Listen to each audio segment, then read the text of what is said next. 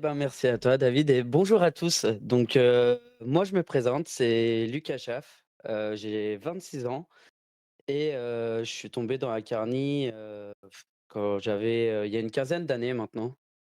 Donc au début j'ai commencé avec des Dionnées, des Drosera, parce que j'avais une serre chez mes parents. Puis une fois que j'avais pris mon envol, j'ai commencé à m'intéresser à autre chose, au NEP et avec un terrarium et tout ce qui s'ensuit, et je ne fais exclusivement maintenant que des neps parce que, j'ai pas la place de faire autre chose. Voilà. Donc, je vais commencer donc par présenter un petit peu qu'est-ce que, Nepenthes, comment on le cultive. C'est axé vraiment, on va dire, pour les débutants ou ceux qui ne connaissent pas trop le genre.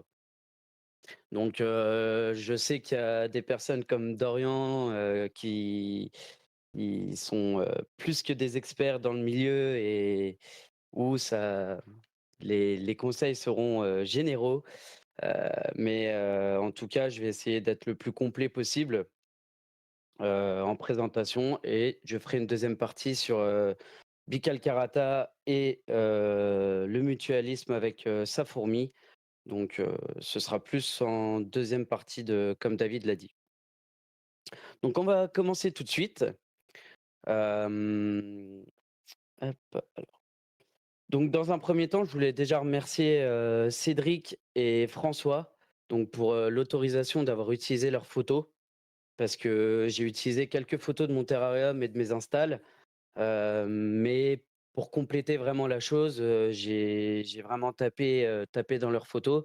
Donc je leur ai demandé bien sûr l'autorisation, et c'est avec grand plaisir qu'ils m'ont dit oui et bien sûr, les petites connaissances qu'ils m'ont apportées, pour créer cette, présentation et pour qu'elle soit le plus complète, possible.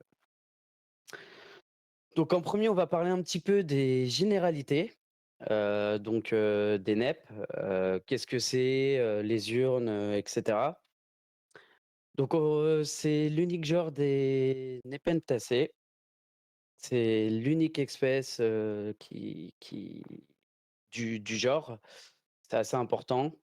Il y a environ maintenant 180 espèces qui sont connues, et décrites, sans compter tous les hybrides, heu, que les producteurs et particuliers s'amusent à créer. Les neps forment une rosette, qui développe une liane et cette liane, elle peut être rampante ou grimpante avec une urne en extrémité. Donc voilà l'urne, je vais la décrire rapidement pour ceux qui connaissent pas. Donc les urnes, elles servent à l'attraction, la capture et la digestion des proies qu'elles vont capturer. La nep, elle va créer une feuille, le pétiole, avec une vrille, l'urne à l'extrémité, un opercule, un péristome sur l'urne et à l'intérieur, un liquide de digestion, digérer les insectes qui vont tomber dedans. Il y a une multitude d'hybrides qui existent, comme je l'ai dit tout à l'heure, donc des couleurs, des tailles et des péristomes qui sont tous différents et c'est ce qui est assez exceptionnel, chez les NEP, c'est qu'il y en a aucune qui ressemble à l'autre et je trouve ça, vraiment exceptionnel. Vous voyez, je vous ai mis plusieurs exemples de Nepenthes, plusieurs urnes qui sont toutes différentes avec des péristomes différents, des tailles différentes, des couleurs différentes et des conditions de culture bien sûr différentes. Il y a 3 types d'urnes qui existent, qui sont appelés lowler, intermédiaire et upper. Je ne vais pas rentrer trop dans le détail parce que ce serait trop long, mais en gros, c'est les urnes juvéniles, l'entre-deux, l'adolescence de la plante et le upper, c'est quand la plante est adulte et capable de créer des fleurs. En gros, pour résumer, c'est les 3 types d'urnes. D'une façon à d'une autre, donc d'une urne à l'autre, d'une lower à une upper, les urnes, changent, généralement de forme, de couleur, voilà. On observe le changement assez facilement. Voilà pour la généralité sur les NEP, pour ceux qui ne connaissaient pas le genre. La localisation des Nepenthes. Il faut savoir que c'est des plantes tropicales. Donc c'est assez important parce que ça va avoir besoin, je le spoil un peu, de chaleur et d'humidité. On les retrouve qu'au niveau du continent indien, donc principalement au sud-est asiatique et en majorité sur les îles Sumatra, Bornéo et maintenant la majorité des NEP, j'ai appris ça grâce à François, sont aux Philippines. La répartition, elle peut s'étendre un peu jusqu'à Madagascar, donc principalement avec Madagascariensis et Massaolensis, le Sri Lanka et la Nouvelle-Calédonie. On peut en retrouver, mais c'est quand même un peu plus. Le reste, sur les autres continents, pour l'instant, il y en a pas. Certaines espèces, elles ont une distribution très vaste. On va les retrouver un peu partout dans cet espace de l'océan Indien. Mirabilis, par exemple, Ampullaria. Par contre, il y a des espèces qui sont très endémiques et qu'on va ne retrouver que sur des dizaines de kilomètres maximum, quoi. J'ai pris l'exemple de Raja qu'on va trouver que sur le mont Kinabalu à Bornéo, Pervilé qu'on ne retrouve qu'aux Seychelles et Castiania qu'on retrouve qu'en Inde. Cette particularité endémique, c'est assez important parce que ça va jouer sur les conditions de culture de ces plantes, heu et quelquefois ça peut être problématique quand on les a en culture. Je fais une petite parenthèse, par exemple, sur Pervilé, qu'on retrouve qu'aux Seychelles. C'est une plante qui pousse plein soleil avec très peu d'humidité. Donc on peut très bien la cultiver, elle supporte très peu le terrarium. Heu et c'est une des espèces qu'on peut très bien cultiver, au bord de sa fenêtre. Je détaillerai un tout petit peu plus loin, la culture. C'était la petite aparté. On a parlé localisation, dans les pays. Maintenant, on va parler plus, de l'altitude. C'est un genre assez spécial parce que les NEP, on va les distinguer en 2 groupes. Selon leur distribution, on va les appeler de plaine ou de montagne, donc lowland ou highland. C'est ça qu'on retrouve sur les sites des producteurs quand vous entendez le terme, lowland ou highland, pardon, c'est la distribution d'altitude de ces Nepenthes. Ça veut dire qu'il y en a qui vont pousser jusqu'à 1000 mètres, on va les appeler lowland. Les intermédiaires, c'est entre les 2, hein. J'en ai pas parlé, mais je pense, vous avez fait le lien et les highlands, ce sont les Nepenthes de montagne qui vont pousser à des altitudes supérieures à 1500 mètres. J'ai mis 2 exemples ici, de NEP, complètement différents. Sumatrana qu'on va retrouver en pure lowland et Jamban qu'on va retrouver en pure highland. Donc voilà, c'était juste histoire de vous montrer, 2 Nepenthes, complètement différentes. On va distinguer aussi les ultra lowland, donc des Nepenthes qui vont pousser vraiment à des au niveau de la mer. Elles ne vont pas supporter du tout, l'altitude et donc des températures plus basses et les ultra highland qui vont pousser vraiment, à des altitudes supérieures à 2 200 mètres et donc qui vont vraiment avoir besoin d'une baisse de température, la nuit. Donc là, vous commencez à comprendre un petit peu que l'altitude des plantes est assez importante parce qu'elles vont avoir des besoins en température et en hygrométrie qui sont souvent, très différentes. Par exemple, ces 2 espèces que je vous ai, montrées ici, elles ne vont pas pouvoir cohabiter ensemble. C'est pas possible.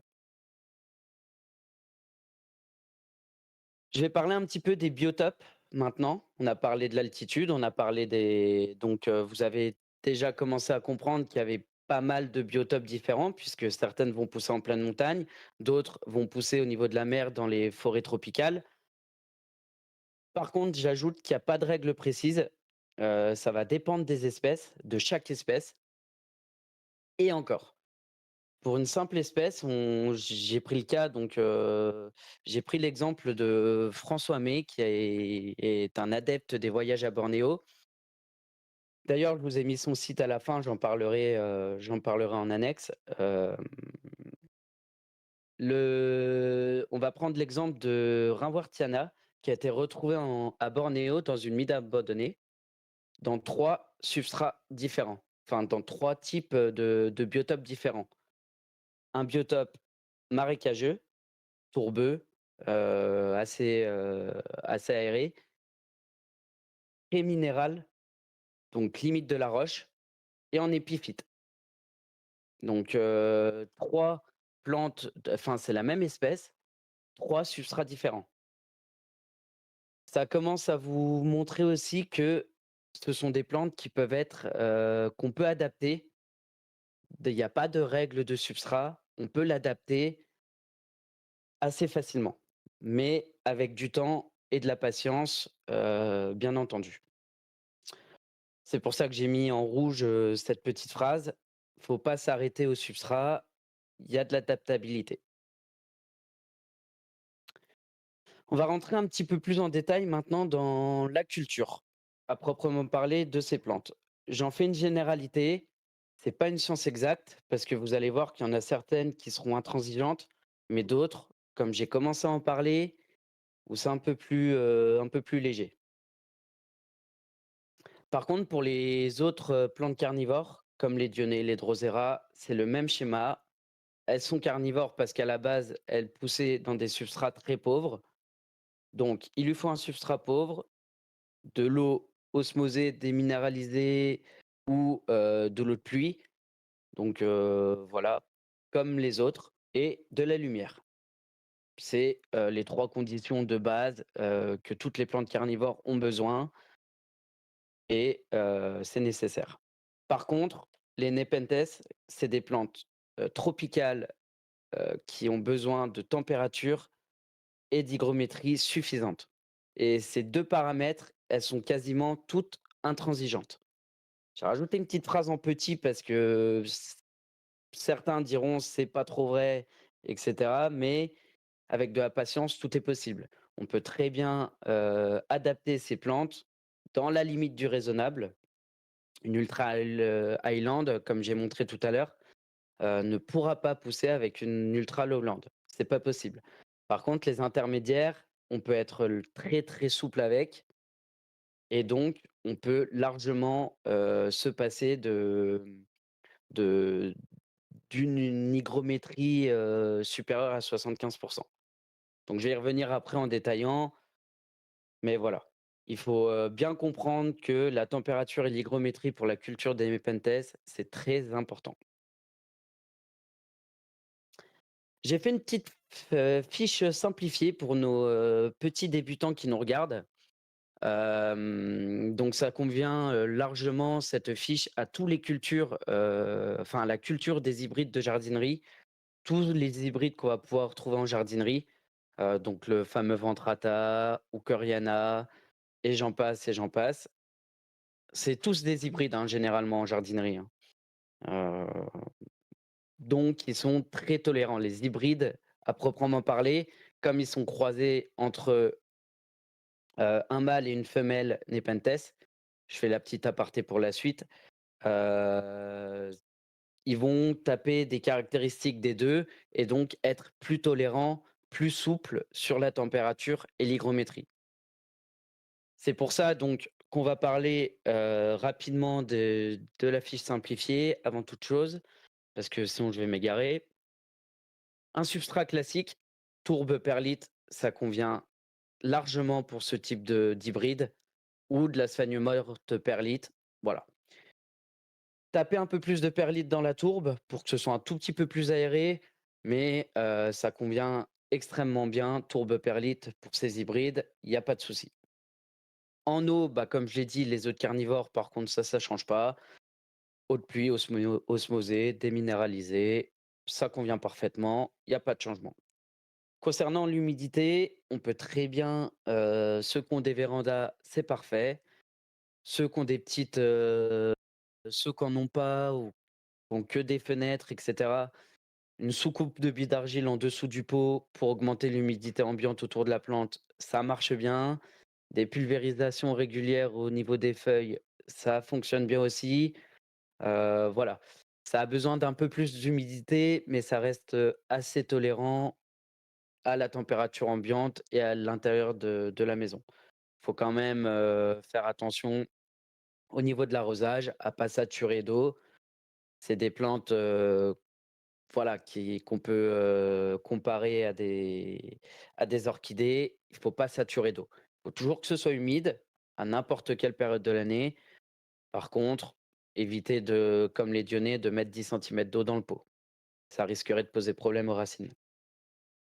La luminosité, donc pas de soleil direct, mi-ombre ou derrière une fenêtre, ça convient très bien pour les hybrides. Après, au fur et à mesure, si elles prennent du plein soleil derrière une fenêtre, si les feuilles ne rougissent pas, je vais y revenir un tout petit peu plus tard, c'est que c'est bon, hein. Les hybrides, ils sont très tolérants aussi sur la lumière. Après, c'est comme toutes les plantes carnivores, plus vous en apportez, mieux c'est. Mais généralement, surtout en jardinerie où elles ont pas forcément beaucoup de lumière, au début, elles vont peut-être pas aimer. Il faut les adapter doucement, mais c'est possible. Et la température ambiante de la maison, 20-25 ou même plus, c'est très bien aussi. Si ça descend un petit peu de temps en temps, c'est pas très grave. Par contre, si vous la mettez dehors, dans une serre et que ça bouffe du 40°, en journée et du 15 la nuit, ça va peut-être pas aimer le changement de température brutal. Faut faire attention.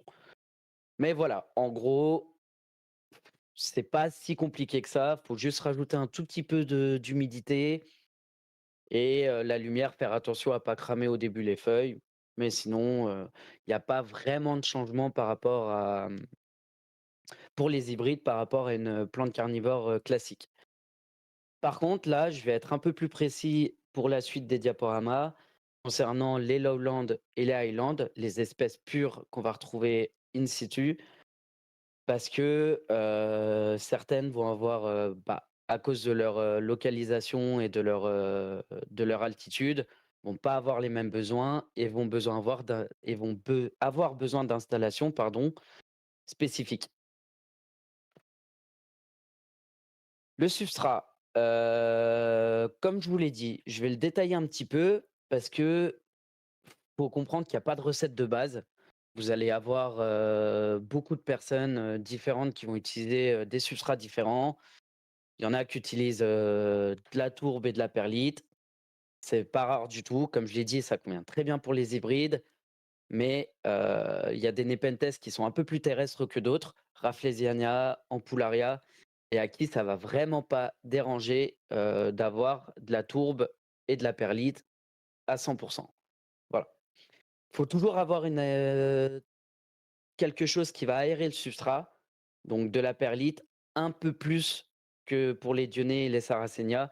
Vous pouvez prendre, 40, 30 ou 40 de tourbe et complément de perlite, ça marche très bien. Le 100 de tourbe, faut vraiment éviter par contre, ça risque d'être trop, de vraiment pas être aéré. Ça va sécher très rapidement et ça va poser problème au niveau des racines des neppes qui sont quand même assez, assez fragiles. La fibre de coco, elle est souvent oubliée, mais ça marche très bien parce que ça retient énormément l'eau, comme la sphaigne morte. Donc, les épiphytes, aiment beaucoup ce genre de substrat, très aéré. Faut pas hésiter à en mettre, si vous en avez, ça marche bien. Après, comme j'ai dit, encore une fois, il y a pas de recette de base ni de recette miracle. On peut très bien, se créer son propre substrat, comme on veut. Je rajoute que comme les autres, plantes, il faut privilégier la perlite à la vermiculite, même si la vermiculite marche bien aussi. Mais le problème, c'est ça se désagrège, très rapidement la vermiculite et ça force à changer le substrat régulièrement et les neppes aiment pas trop être, bougées de substrat, souvent, hein. Ça aime, bien être quand même, au calme et tout. C'est pas comme une Dionée qu'on peut rempoter, tous les ans, sans problème. Là, ça demande quand même, d'être dans son pot quelque temps pour éviter de trop les brusquer, quoi. Le surfaçage de sphaigne est recommandé. Alors pour les semis, non, parce que ça risque d'étouffer, les plantules. Par contre, pour les Nepenthes qu'on achète, souvent sont envoyés en racine dans de la sphaigne, pure, vivante, pardon. C'est recommandé. Ça garde l'humidité, ça protège un peu des maladies comme les autres. La saigne, en culture de NEP, c'est très, très bon. Je vais parler de l'acadama parce que c'est un substrat, qui est très utilisé dans le monde du bonsaï. Le substrat de référence, dans le bonsaï, c'est très, très bon pour les Nepenthes. C'est moins connu, mais moi je suis passé depuis peu en 100 acadama, perlite et j'ai des excellents résultats. C'est un excellent substrat à utiliser, un peu plus cher. Donc c'est sûr que si vous avez une collection, de centaines de NEP, c'est compliqué, ça va coûter cher. Par contre, c'est un excellent substrat à utiliser, en terrarium pour une, vingtaine, une trentaine de pots. C'est très, très bon. On va passer maintenant sur un sujet, épineux. Donc je me suis pas trop attardé dans le détail là-dessus parce qu'en plus, on a un expert, avec nous en lumière. Donc si je commence à dire n'importe quoi, je vais me faire taper sur les doigts. Petit aparté pour David. Mais, les NEP ont besoin d'une luminosité très conséquente, voire le plein soleil, pour la majorité. Attention cependant, parce que si elles ont été habituées, à avoir du mi-ombre ou une lumière, LED de mauvaise qualité, quand on va lui apporter beaucoup de lumière, les feuilles vont cramer. Elle va pas aimer. Les feuilles vont devenir rouges, va y avoir des taches, de brûlure sur la feuille et ça va très, très, très ralentir, rajouter un stress supplémentaire à la plante quand on la reçoit. Il faut adapter, la luminosité à la plante quand on la reçoit. Les hybrides, par contre, restent très tolérants, comme je l'ai dit, que ce soit à mi-ombre ou plein soleil, ça va. Certaines espèces, elles ont été vues en plein soleil sans aucun problème. Donc, par exemple, j'ai pris la photo, que j'ai trouvée sur, le site de François, qui a vu des énormes, des dizaines et des dizaines de pieds de pervilés, aux Seychelles, en plein cagnard sur des petites montagnes et je peux vous dire que l'humidité ambiante, elle était, pas elle frôlait pas les 75 comme, voire plus comme un terrain. Donc, qui dit plein soleil et tout, dit forcément une hygrométrie, heu, qui descend. Faut faire attention à ça, au plein soleil, faut être quand même assez vigilant sur ce point. Mais il y a aussi des plantes comme Rafflesia gracilis où eux n'ont aucun problème in situ à prendre du plein soleil. En culture, c'est un peu plus compliqué, ça dépend comment elles ont été adaptées, c'est toujours pareil. Un indicateur, vraiment, je me répète, mais l'indicateur de base sur la luminosité, c'est, vraiment le rougissement, les brûlures sur les feuilles qui sont très, très, très, qui arrivent très rapidement et c'est là un indicateur où il faut être, très vigilant. J'insiste là-dessus, mais je trouve que c'est important, quoi. En terrarium, on est obligé d'apporter une source lumineuse, type rampe LED. Je me suis pas attardé là-dessus parce que comme je l'ai dit, David, heu, est spécialiste dans ce domaine. Si vous avez des questions lumière et tout, c'est sur lui. Il en a fait déjà des des conférences et cetera donc je me suis pas attardé sur les conseils de lumière. Il y a des spécialistes pour ça.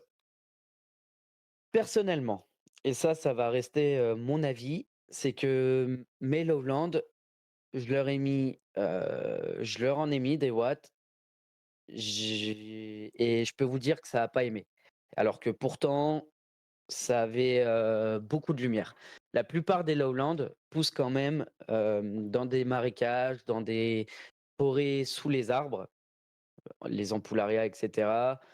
Ça pousse quand même, à des altitudes très faibles sous les arbres. le mi-ombre est recommandé. Après certaines, Pervillet et cetera, c'est qu'une généralité, c'est pas une, généralité. Chaque espèce est différente, mais j'ai remarqué que les lowlands ne sont pas fans d'une, luminosité, tous les jours à 100 quoi. Ce n'est que mon avis, d'autres diront le contraire, d'autres mettront 14 heures, 15 heures de lumière, arriveront à adapter leurs plantes. Voilà, ça reste que mon avis personnel, j'en ai fini là-dessus. La température, ça c'est par contre un des sujets les plus, importants de ce diapo. Si vous devez retenir qu'une chose de ce diapo, je pense que c'est peut-être la température.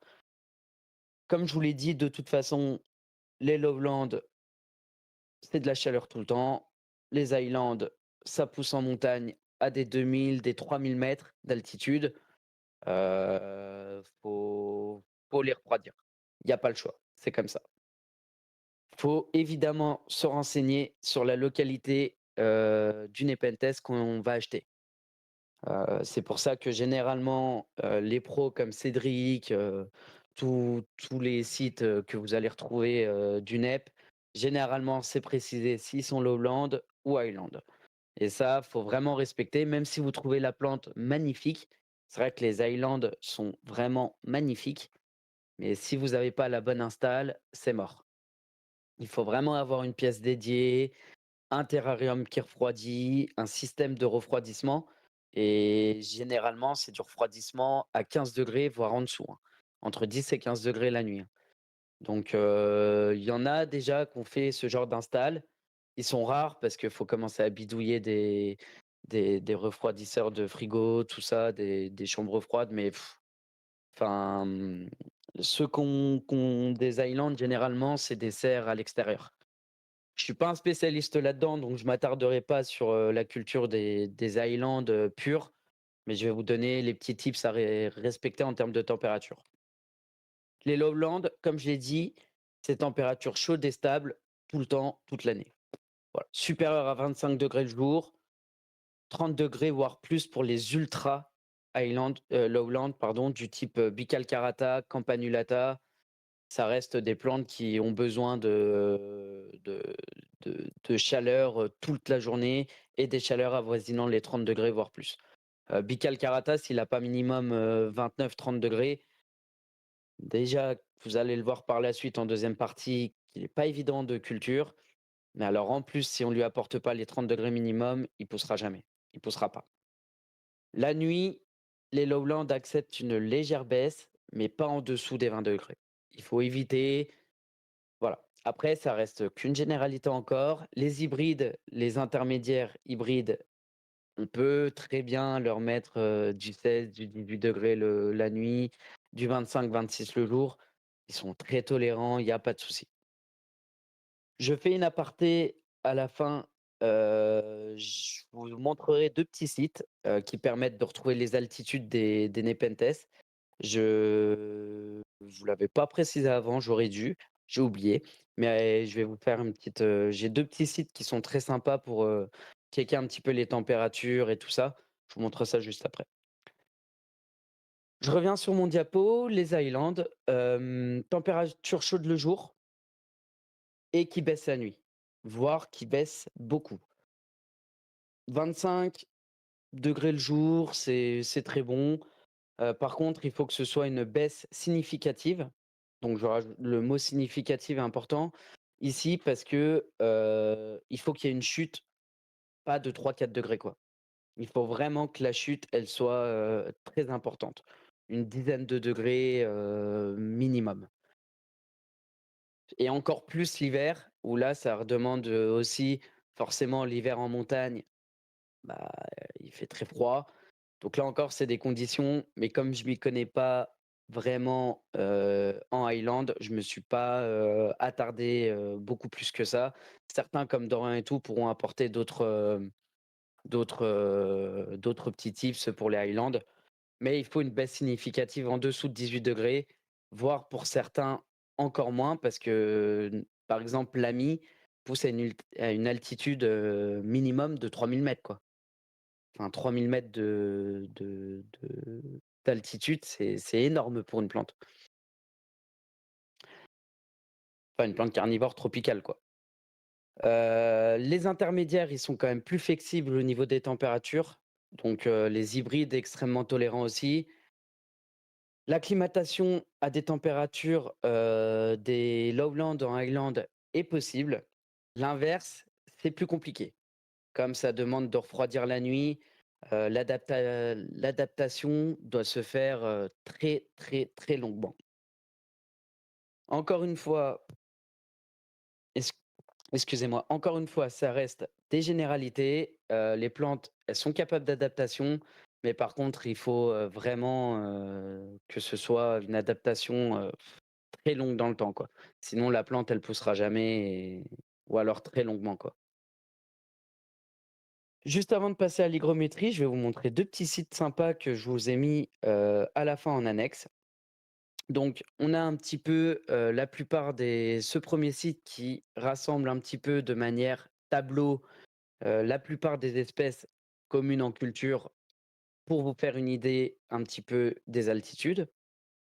Et le second, que je trouve très intéressant parce qu'en fait, il va calculer c'est un petit calculateur qui va permettre de calculer, les hybrides et la plage hybride.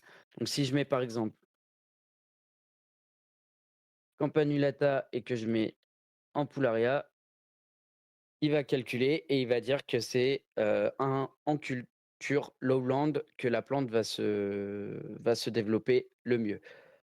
Une petite explication en anglais, voilà, ça vous permet d'avoir une petite vision et la plupart aussi, des plantes sont un tout petit peu plus bas avec leur localité et permet d'avoir une visu, de la plage à respecter.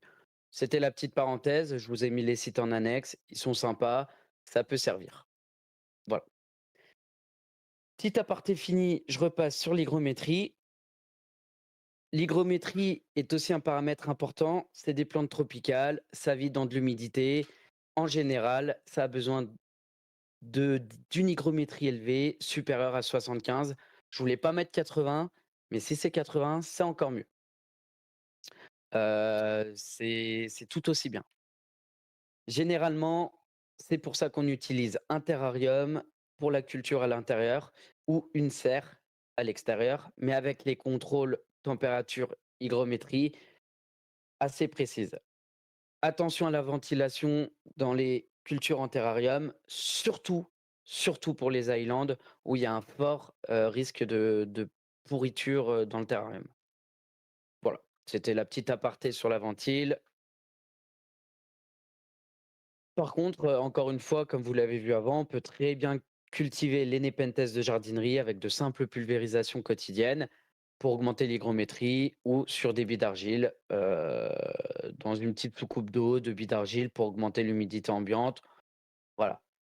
Par contre, vous êtes pas c'est pas rare de voir, à l'intérieur des maisons des énormes, ventrata qui se promènent, qui grimpent en liane, qui font, 1 mètre de haut avec simplement, des pulvérisations quotidiennes et encore.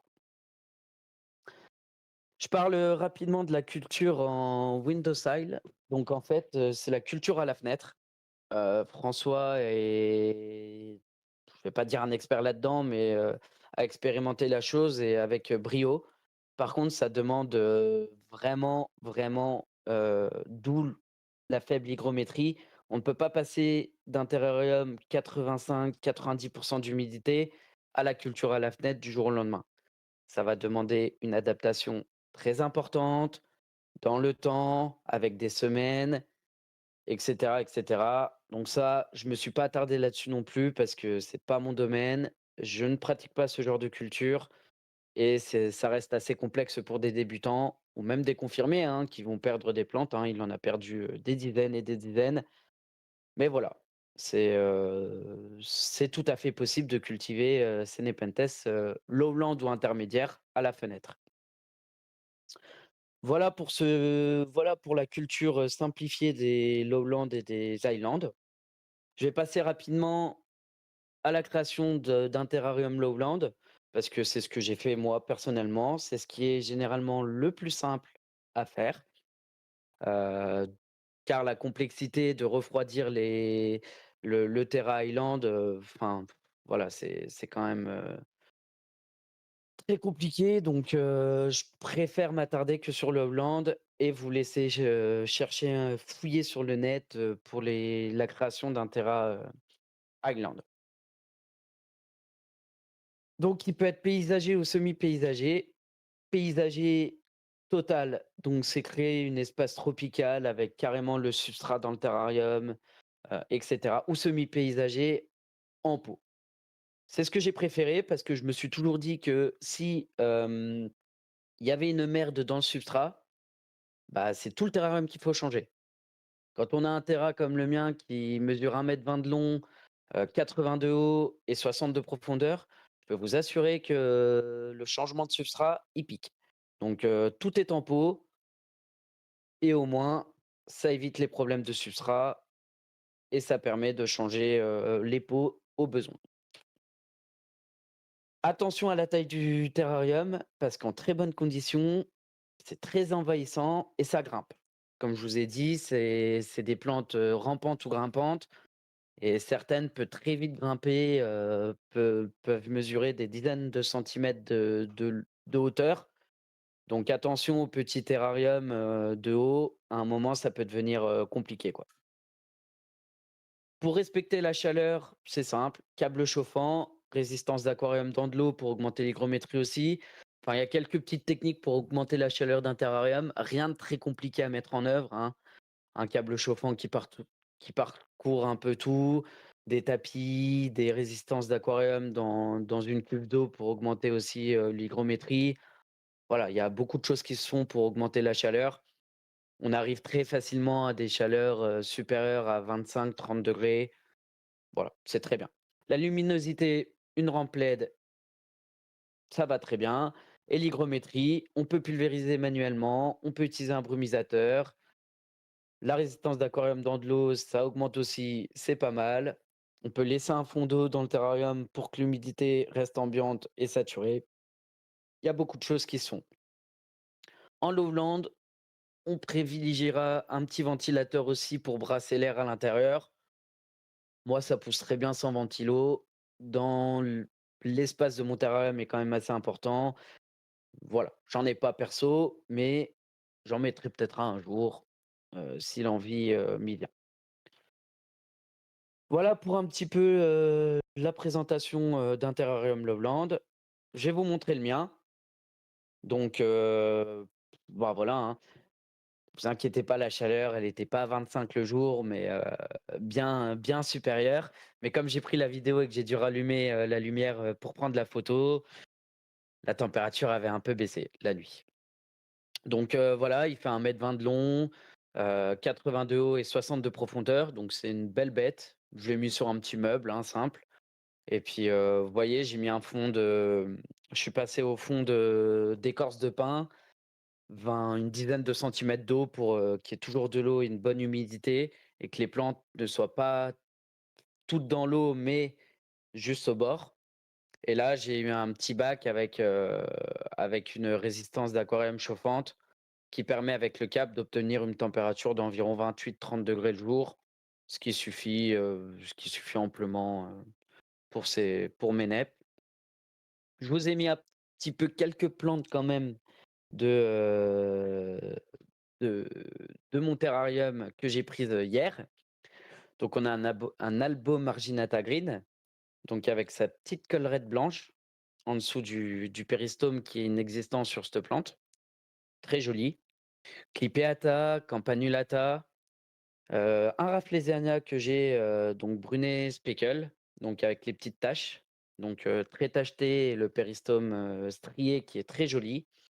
Et un hybride, Burbigiae X campanulata, qui commence à faire des petites urnes, caractéristiques de campanulata, un peu colorées, c'est sympa. Alors pour te répondre, Hélène Aujardin, oui, j'ai mis du Xazim, mais comme je le pulvérisais, je reviens juste avant, comme je l'ai pas assez pulvérisé, il y a que le bas qui a poussé, comme il est en contact avec l'eau, il y a que le bas qui a poussé et le haut, par manque de pulvérisation de ma part, oups, il a un peu séché. Mais voilà, c'est pas dérangeant. C'est pas Il pousse bien quand même.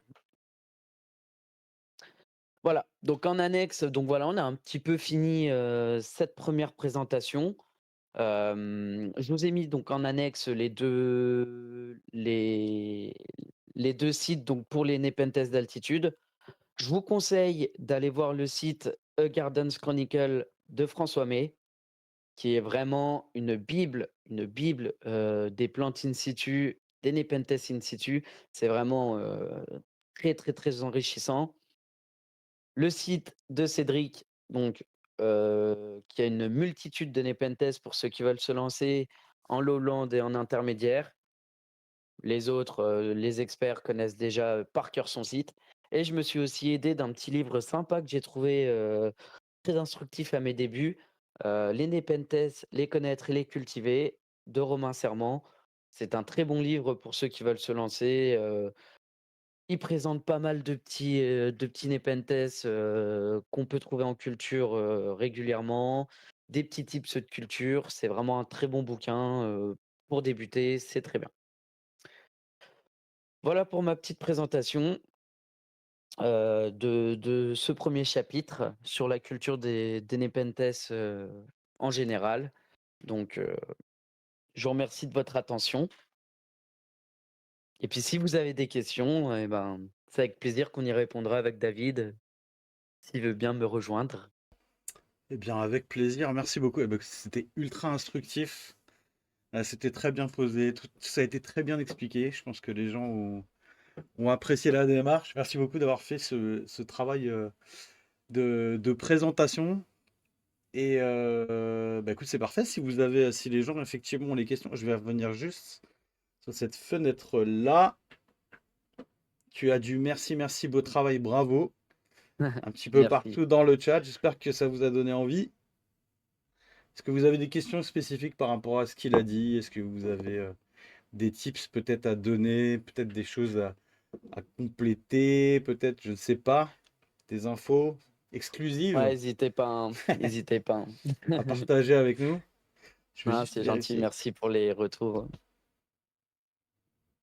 Et tout ça, c'est bon. Je vais vérifier. Excusez-moi, je vais juste couper 15 secondes.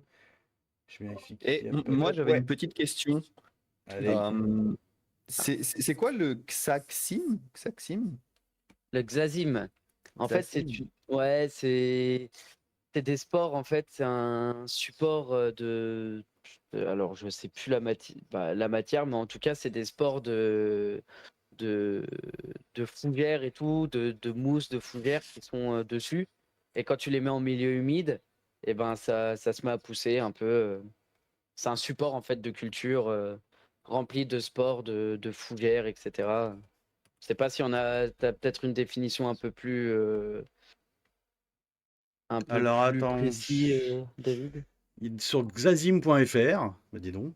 Notre xazim est issu de la fougère arborescente prélevée de façon éco-responsable en Océanie.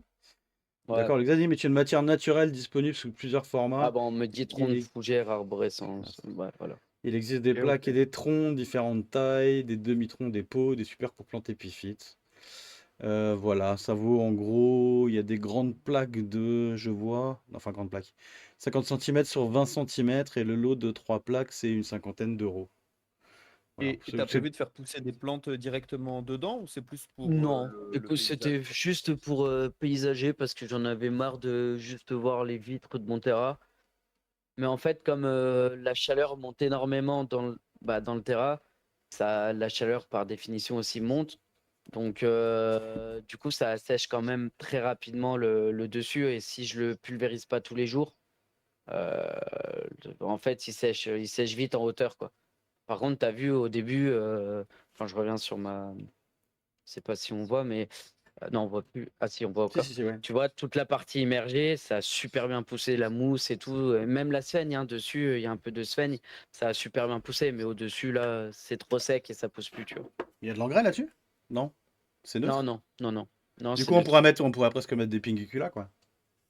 Quasiment. Bah ouais, On ouais, ou pourrait, hein, des on Ok, pourrait. ok. utris. Ouais, c'est ça, ouais. Des Ah ouais, Ok. ouais, utris. des utris, les petites, là, j'avais mis deux trois petites mini orchidées, dans le terrain.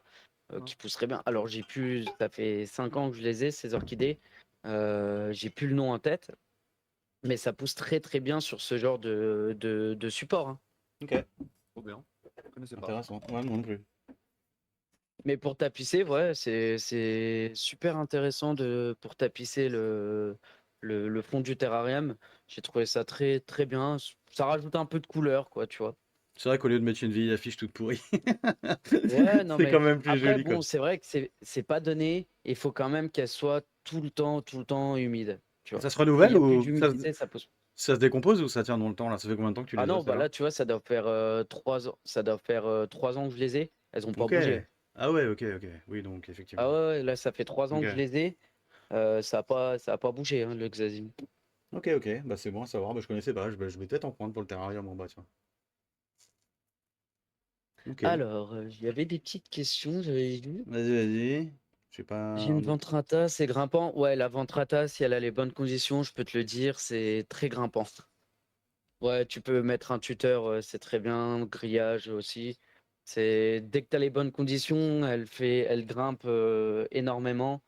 C'est pas rare de voir des ventratas dans des salons qui font plus d'1 mètre, 1 mètre et demi de haut en tuteur. Ouais, Moi, c'est Gracilis là qui est dans mon terrarium qui fait ouais. ouais, des branches, enfin Bah là, on le voit des pas lianes parce qu'il est d'un en. mètre cinquante quoi. C'est. Ouais, on le voit pas là, mais il est là, mon Ok. Gracilis. Et là, il monte, tu vois, j'ai mis un petit tuteur là. On Ah, voit c'est pas trop, incroyable quoi. mais voilà.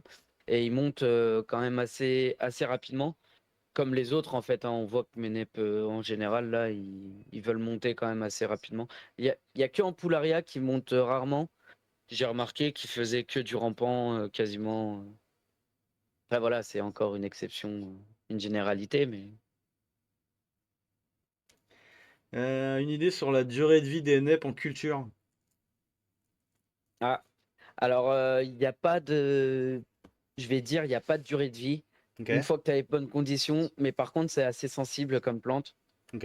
Du moment où tu casses, surtout les lowlands, comme ça pousse dans un environnement stable, en chaleur, en humidité, en fait, quand tu casses ce biotope, la plante, elle va ralentir sa culture, Mm, voire la stopper, et elle peut même en mourir, quoi. Euh, le moindre changement peut être très, très, très dur, quoi. Je suis assez d'accord avec toi. Tu parlais de lumière. Moi, perso, sur les LED, j'avais fait fabriquer par un fabricant français des LED réglables pour le terrarium du salon. Et en fait, j'ai fait des changements. Genre, je suis passé de peut-être 150 micromol par mètre carré par seconde à 180. Genre, je suis passé de 60 watts à 80 watts, quoi. Et la différence, je l'ai vu arriver au bout de 3 semaines. C'est-à-dire que les feuilles sont pas devenues rouges tout de suite, ont pas commencé à rougir tout de suite. Ça a pris au moins 3 semaines, un mois. Est-ce que toi, c'est des durées qui te parlent? Est-ce que tu vois Ah bah, des bah, changements? Ouais, c'est des. bah, en fait, moi, j'ai vu très bien les changements qui sont le changement radical. Par exemple, j'ai changé tout mon substrat en Akadama perlite parce que j'ai eu un problème dans mon terrarium. Ok. Mes plantes ont toutes dépéri une par une. Je comprenais pas ce qui se passait. Et après en avoir parlé un petit peu bah, avec Cédric et deux, trois autres un peu spécialistes du genre, ils m'ont tous conseillé de changer mon substrat qui devait être contaminé par je ne sais pas quoi. Ok. Très, très bizarre. Pourtant, j'ai rarement mis de l'engrais dans mes neps. Voilà. Et en fait, en changeant ce substrat, ça a juste repris au bout de, allez, 3 semaines, un mois, vraiment. Ok. Mais par contre, là, ça reprend feu de Dieu, quoi. Ok. Ok. Tu vois. Donc ouais. L'urne de mon album Marginata, là, je Ouais. l'avais pas il y a 2 semaines, hein, tu vois, Ok. Oui, pour te d'accord. Ok. dire. Hmm. Ok, effectivement. Ouais. Donc, Ouais, ça a l'air pas mal ça. ouais, effectivement, le changement peut être assez long, mais une fois qu'elles se sont habituées, qu'elles se sont adaptées, encore cette question d'adaptabilité, Ouais. euh, ça part, quoi. Il y a Par d'autres contre, il y a des questions? Ouais, plantes qui vas-y. peuvent stagner, excuse-moi, Vas-y, pardon, vas-y. Je t'en je prie, je t'en divague, prie. Je t'en mais prie. il y a des plantes qui peuvent stagner pendant des années, hein. Et du coup, c'est pas lié à des conditions, c'est lié à la plante, Non, c'est ça? les, Ok. bah, les conditions ou la plante, tu sais pas en fait. Mais Ouais. moi, mon albo, celui-là, ça fait plus de 3 ans que je l'ai aussi. Ok. Et pourtant, j'ai changé de place, de lumière, je l'ai mis un peu au niveau, j'ai testé, et il n'a jamais voulu vraiment décoller. Et là, le changement de substrat, d'être passé en Akadama perlite à quasiment 100%, bah, il est parti, quoi. Ok. Mais ça fait 3 ans qu'il a stagné dans des conditions qui paraissent quasiment optimales, quoi, tu vois. Du coup, il stagnait, tu veux dire, il poussait un tout petit peu sans être vraiment Pousser, malade, c'est ça? ouais, T'avais pas voilà. de. Et Ok, il poussait, il faisait une urne tous les 3 mois. ok, L'urne, elle dépérissait tout de suite au bout de quelques semaines, même pas. ok. Enfin, c'était très compliqué, quoi. Ok, t'as une question sur les boutures. Est-ce que tu fais des boutures et si oui, comment? Alors non, non, non, non. C'est vrai que j'en ai pas parlé et ça a été volontaire de pas en parler parce que pour Ok, les débutants, et même moi, j'en suis même pas au niveau de faire des boutures ok, parce que j'ai pas des plantes assez grandes déjà. Il faut quand même avoir quelques longueurs pardon, de lianes pour pouvoir ok. faire de la bouture. C'est au Donc, niveau des nœuds. Alors, je peux pas t'expliquer comme ça, voilà, mais ouais. quand ta Nepenthes, elle grandit, les lianes font des nœuds. C'est reconnaissable, c'est les petits tronçons. Et en Mhm. fait, tu les coupes au niveau de ces nœuds, tu les mets dans de la sphaigne avec un peu d'hormones ou pas, Ok, de la sphaigne vivante, entourée dans une bouteille, dans une mini serre blindée en humidité, en chaleur, ok. et t'attends que ça fasse des racines. Bah, du coup, Et la ça plante peut a être, plus du tout de racines et il faut absolument qu'elle garde son ouais, humidité parce qu'elle n'est pas capable d'en trouver toute seule, quoi. En gros, c'est ça pour l'idée. ça que généralement on met ça dans un cul de bouteille et puis Ok, entouré de papier film ou de sacs plastiques bien serrés, saturé en humidité et en chaleur, ok. et puis on attend que ça pousse, quoi. Donc c'est de la bouture de Ça liane. peut On peut être... pas faire de la bouture de feuilles, hein. C'est pas possible sur les NEP. Enfin, je sais pas. Non, Je non, pose la non, non, question au cas ça où on est peut pas, d'accord. non. Donc il faut de la liane, Non, ouais. non, non, Ok, ça peut pas. Ouais. ça marche. T'as le marcotage qui se fait aussi, Ouais. mais ça, c'est assez. Je sais pas si beaucoup l'utilisent ou pas. S'il y en a qui l'utilisent dans le chat, ça m'intéresse. Mais ça se fait. Ça marche plutôt bien. Mais c'est bon, pareil, il faut des longueurs de liane suffisantes. Et il faut du temps aussi. Donc généralement, les gens font des tronçons de bouture. Et puis voilà.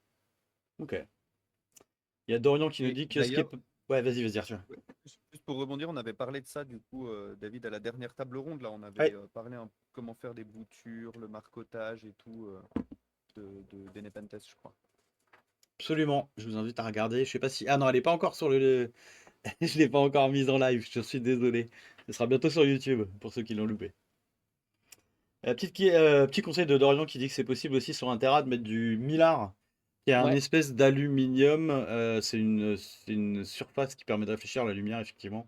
Et en le mettant sur les côtés et sur exactement. le fond, on garde toute la luminosité de l'éclairage. Et tous les photons qui s'en vont en dehors du terrarium ne peuvent plus s'échapper. Et donc, voilà, vous avez du mylar qui est argenté. Et il y a du mylar qui est argenté d'un côté et noir de l'autre côté. Donc, ça peut faire un truc un peu discret si vous voulez pas une boîte de nuit dans votre, dans Ouais, votre, c'est euh, dans clair. votre salon, quoi. Petite question sur les pots. Au niveau du pot, sur ce genre de plante, il faut quoi?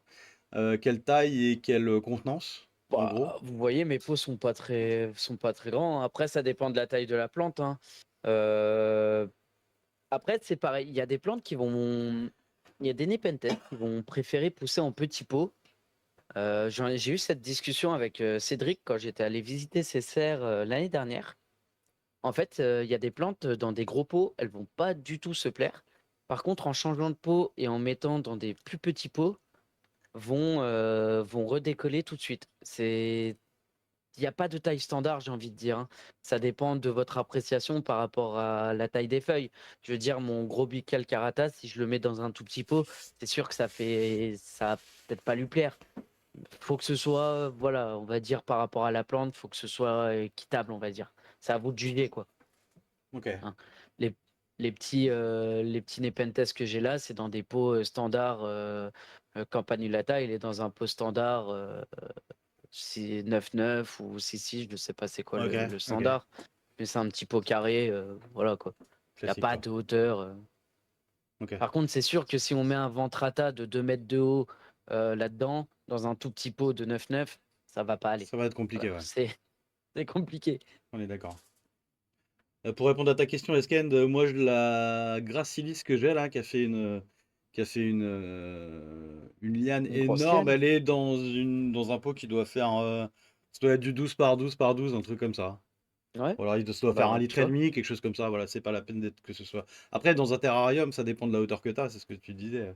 Là, en Ouais, hauteur, c'est ça. là, je dois avoir 60 centimètres. La liane, elle fait 1,50 m. Bon, bah, elle se balade à l'horizontale, quoi. Bah ouais, elle se Donc, ça balade fait. à l'horizontale. Après, c'est sûr que si tu as toutes tes plantes qui font des lianes d'un mètre de haut, ton terrarium de 60, au bout d'un moment, c'est un peu compliqué, tu vois. C'est Après, ça. voilà, c'est pour ça qu'il faut faire attention à la taille du terra. Prendre un tout petit terra et mettre 5 Nepenthes, dont des hybrides dedans, enfin du Ventrata, de l'hybride de jardinerie, Ouais. bah, le terrarium, dans un mois, enfin, dans un an, faut le changer, quoi. C'est sûr, hein. Petite question sur le fait de couper la liane, si jamais elle est trop haute pour les gens qui veulent faire ça. Est-ce qu'il y a des choses auxquelles il faut faire attention quand on fait ça, ou on coupe et c'est bon, ou est-ce qu'il y a des choses à faire pour éviter. Non, je pense, bah, tant qu'à faire, autant la bouturer. Si tu coupes la liane, bouture. Ok, Tant qu'à faire. Si tu coupes ta liane, coupe-la au niveau du nœud, un peu en biseau, et puis tu mets ça dans de la sphaigne, voilà. Faut se rencarder un peu plus précisément parce que là, je suis un peu général ouais, sur le. Je vais un peu rapidement sur le fait de faire une bouture de Nepenthes. ouais, ouais. Mais voilà, faut pas hésiter. Si on coupe la liane, qu'on voit qu'elle est trop grande, hop, on fait une bouture et puis ça part, quoi. On peut même faire 2 ou 3 boutures sur une même liane, hein. Puis ça repart du nœud sans problème, hein. Ok. Alors j'avais testé à Il y titre a- perso les petites bouturettes hydroponiques qu'on trouve dans les gros shops là. Et ça Hmm. avait ultra bien marché avec les Ouais. 2 boutures de NEP que j'avais fait. Dans de la sphaigne vivante, vous mettez ça dans les petits paniers que j'ai montré à la dernière table ronde là. Petit panier percé, à l'intérieur d'une boîte en plastique, il y a des asperceurs qui tournent en permanence et qui foutent de la flotte partout. Et du coup, ça fait rapidement, relativement rapidement des racines et ça garde toute l'humidité et ça c'est cool. Voilà, pour ceux qui veulent essayer, ça coûte pas très cher. C'est des petits appareils qui coûtent 25-30 euros et puis c'est increvable quoi. C'est une pompe aquarium, c'est un bac cœur vert avec des trous, enfin voilà quoi. Euh, Voilà, est-ce qu'il y a d'autres questions? Est-ce qu'Andy vient de se trouver une passion là? Je pense qu'il va faire une radia sur J'ai les. Vas-y. j'ai vu que Vernon avait demandé comment elles se nourrissent en terra. Alors Ah, c'était une très bonne question. Elles ouais. se nourrissent pas, enfin, ou très peu. Des fois, je vois un petit moucheron de voler, rien de très insecte dans le terra. Par contre, on peut mettre de l'engrais, orchidée, hein, spécial orchidée, attention. Attention quand même à pas trop parce que ça reste généralement. Ouais, bah enfin, excuse-moi, mais t'as vu, je t'oublie pas, Vernon. Je ne t'oublie pas. Euh, Faut faire attention avec l'engrais parce que faut encore plus le diluer que la dilution de base, à titre perso et de ce que certains m'ont dit. Et il faut y aller mollo sur les doses. Ça reste des plantes carnivores. L'engrais, il est jamais recommandé parce que ça aime pas. Par contre, on ajoute souvent un petit peu d'engrais, soit foliaire, donc directement dans le substrat, soit pour éviter de trop pourrir le substrat, un tout petit peu dans les urnes. Ça marche très bien, ça assimile très bien l'engrais au niveau des urnes. Alors à titre perso, je vais faire 2 pulvérisations par an d'engrais enfin, dans le Ouais. terrarium que j'ai, le terrarium Leland que j'ai dans le salon. Je prends du. Vous allez m'insulter. Je prends de l'engrais de chez Plagron qui s'appelle Alga Gros, je crois. Donc c'est de l'engrais de Après, ça croissance, pas marche. pour plantes vertes. Mais par contre, je fais 0,5 millilitres par litre. Enfin, en général, je mets genre 1 millilitre dans un truc d'1 litre. Voilà. Ouais, ça m'étonne pas, hein. J'essaie de pas abuser, je le fais 2 fois par an, donc ça va. Mais on voit quand même relativement la différence. Dorian, il en avait Ouais. parlé pas mal, je sais pas s'il est encore sur le chat. Qu'est-ce que tu fais comme dosage, toi, Dorian? Parce que t'avais parlé de. Je me souviens de ce sujet-là quand tu avais fait ta presse chez. Pas pour Dionée, ta visite de collection. Tu fais quoi comme dosage? Parce que tu nous avais parlé de. Toi, tu utilises de l'osmocote, je crois. Je crois que c'est ce qu'il nous avait dit.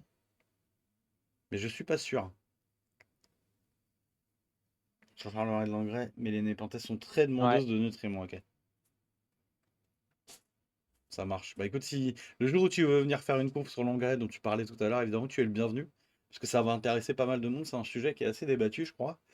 Et tout le monde n'est pas Ouais. d'accord. Donc, si on peut avoir ton expérience en direct un de ces jours au début des confs de l'année prochaine, tu es le bienvenu. Bah, surtout que les neps dans la nature, il y a énormément d'insectes qui vont dans les urnes. Énormément, tout ce qui est fourmis, etc. Donc elles ont des nutriments à foison dans la nature, alors que nous, en terrarium à l'intérieur, il y a rien, quoi. Donc ça m'étonne pas, en fait, qu'il y ait un petit peu nécessité, pardon, d'engrais, quoi.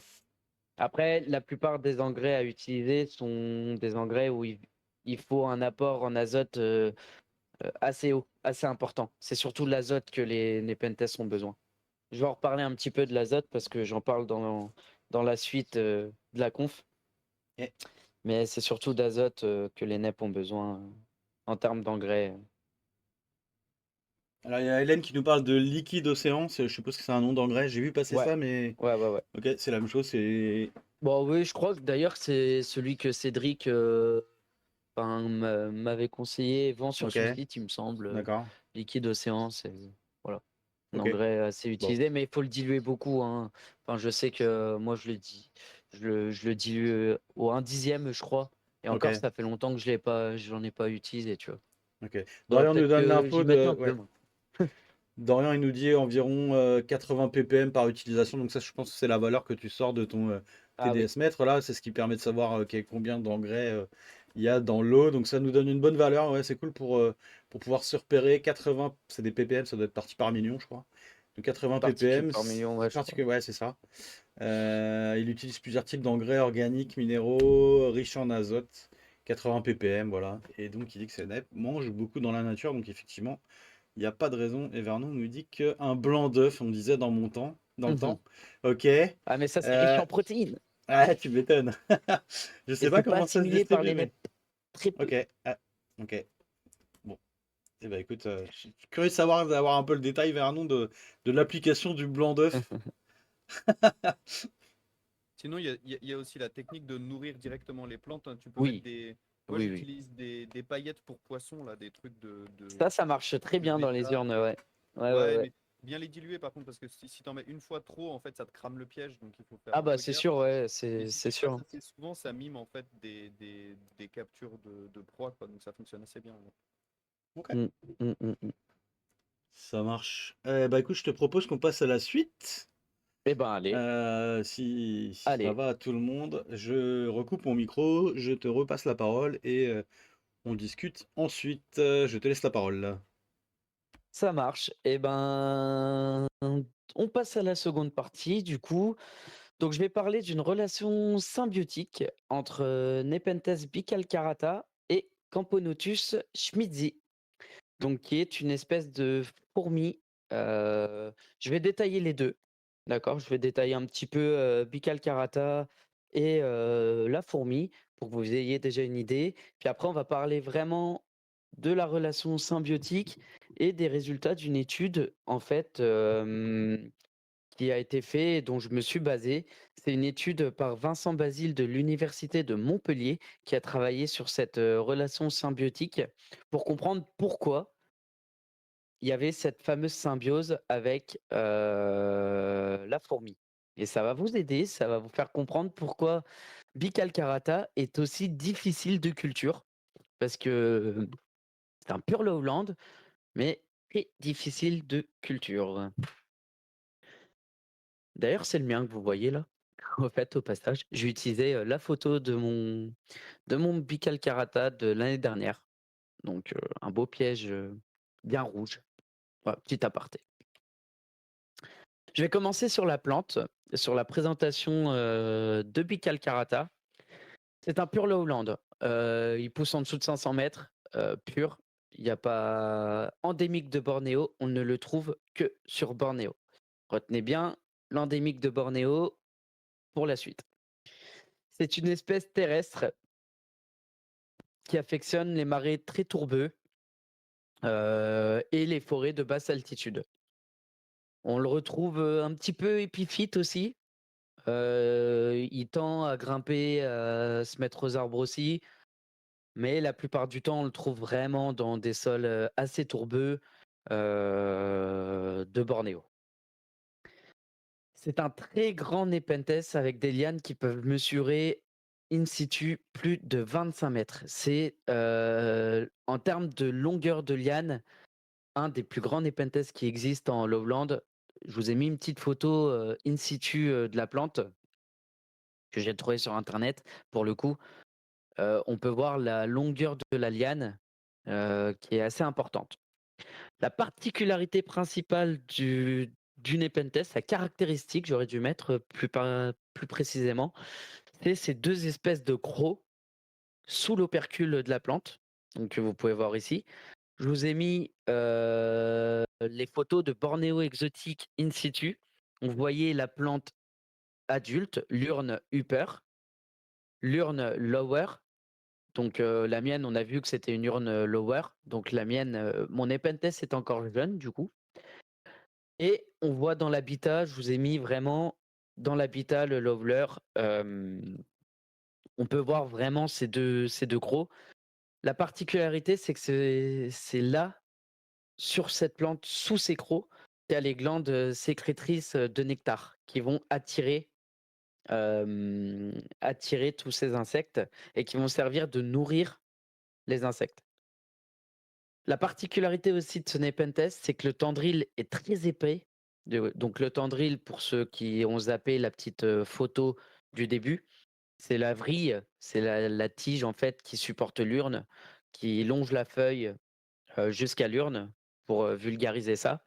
Donc ce tendril, il est très épais, très creux et il vrille quand l'urne elle est en upper. Et ça, c'est une particularité qui va nous servir pour la suite. Je vais vous expliquer pourquoi.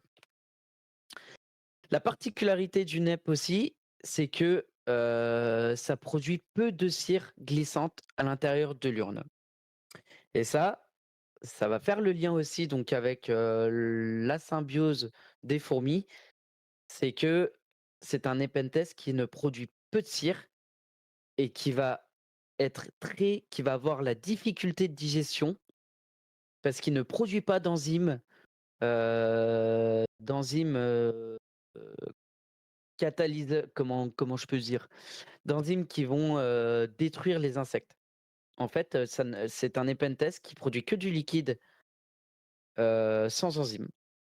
Et ça, si on ne lisait pas l'étude, on ne pouvait pas le savoir. Et c'est pour ça qu'il y a eu la symbiose avec les fourmis.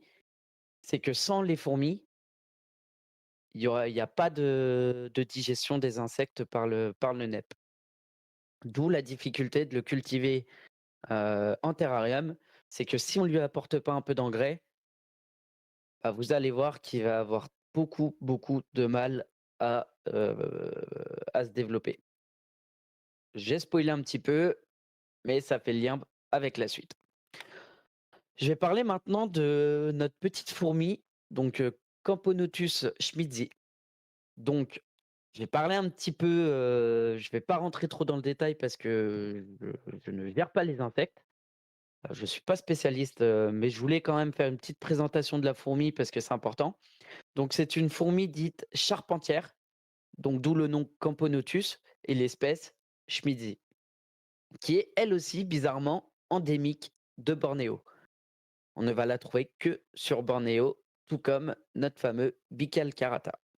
C'est une très petite fourmi dans le genre. Elle mesure maximum 30 mm.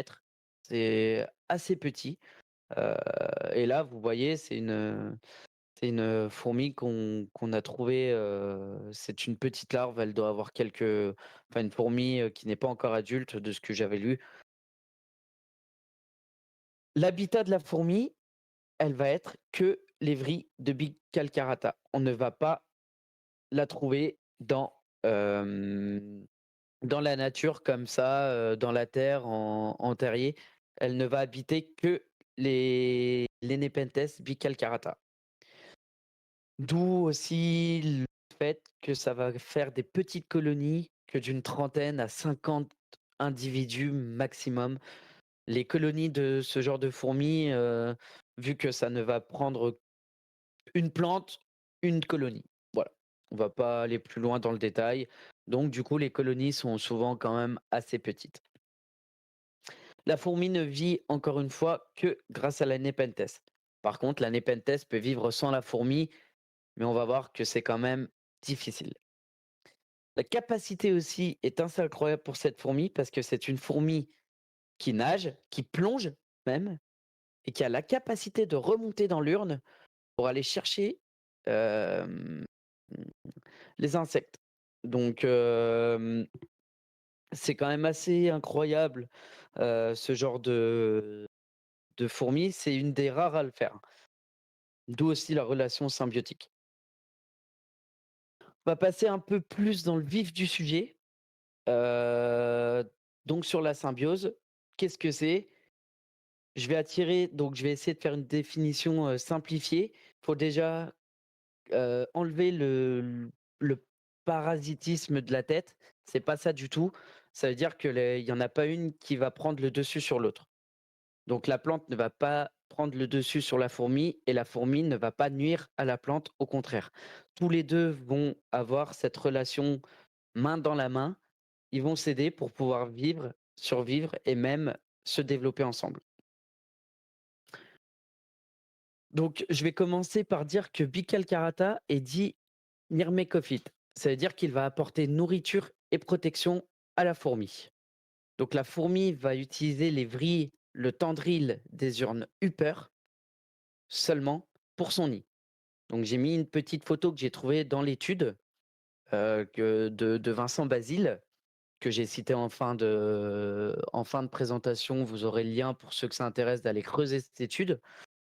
En fait, vous voyez que le tendril est habité par les larves des fourmis, quoi. C'est vraiment assez impressionnant. Le tendril est vraiment très creux et ces fourmis vont aller habiter tout le tendril de la plante. La fourmi va se nourrir du nectar produit par le péristome et par les glandes sécrétrices qui sont sur les crocs, mais également dans les insectes qui se feraient piéger par les Nepenthes.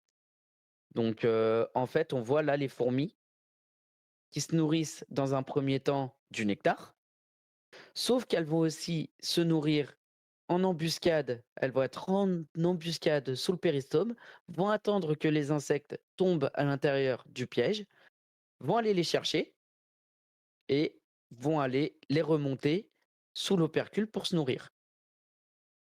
En gros, voilà comment ça fonctionne.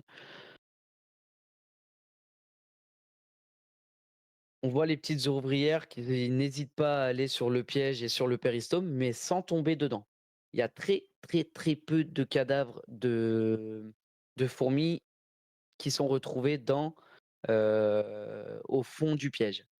C'est la capacité qu'elles ont de se nourrir, de nager et de remonter du piège qui sont très, très particulières du genre.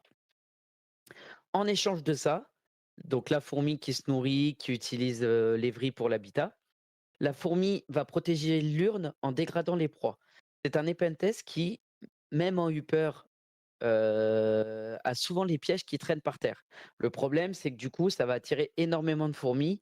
Et comme c'est une espèce qui vit qu'au niveau de la mer, souvent, quand il y a des montées d'eau en zone marécageuse, il y a énormément d'insectes qui se retrouvent à l'intérieur du piège. Pour éviter ça, la fourmi, une fois qu'elle s'est protégée de la pluie, va venir choper les insectes à l'intérieur, les dégrader à la place du piège, parce que de toute façon, le piège en est incapable, je l'ai dit. Et en plus de ça, ça va pouvoir produire les déjections des fourmis et les restes d'insectes qui vont être utilisés par la plante pour se nourrir. C'est comme ça que la plante va assimiler l'azote nécessaire à sa pousse. Sinon, elle en est incapable elle-même. Il y a des insectes qui ont été retrouvés plus de 15 jours après au fond du piège sans être dégradés une seule fois. Les insectes étaient juste dans le liquide, sans rien. La fourmi joue un rôle dans l'attraction des insectes, des autres insectes. En fait, ça va permettre euh, d'attirer certains prédateurs hein, qui vont voir une petite fourmi se balader sur le piège. C'est aussi une des particularités, en plus du péristome d'attirer et du nectar d'attirer les insectes volants. surtout, la fourmi va jouer le rôle un peu d'attraction. Elle participe aussi au nettoyage de la plante et la protège des maladies. Dans l'étude de Vincent Basile, on voit que sur toutes les plantes Bicalcarata prélevées avec les fourmis, aucune n'ont eu de maladie ou de problèmes de pousse particulières.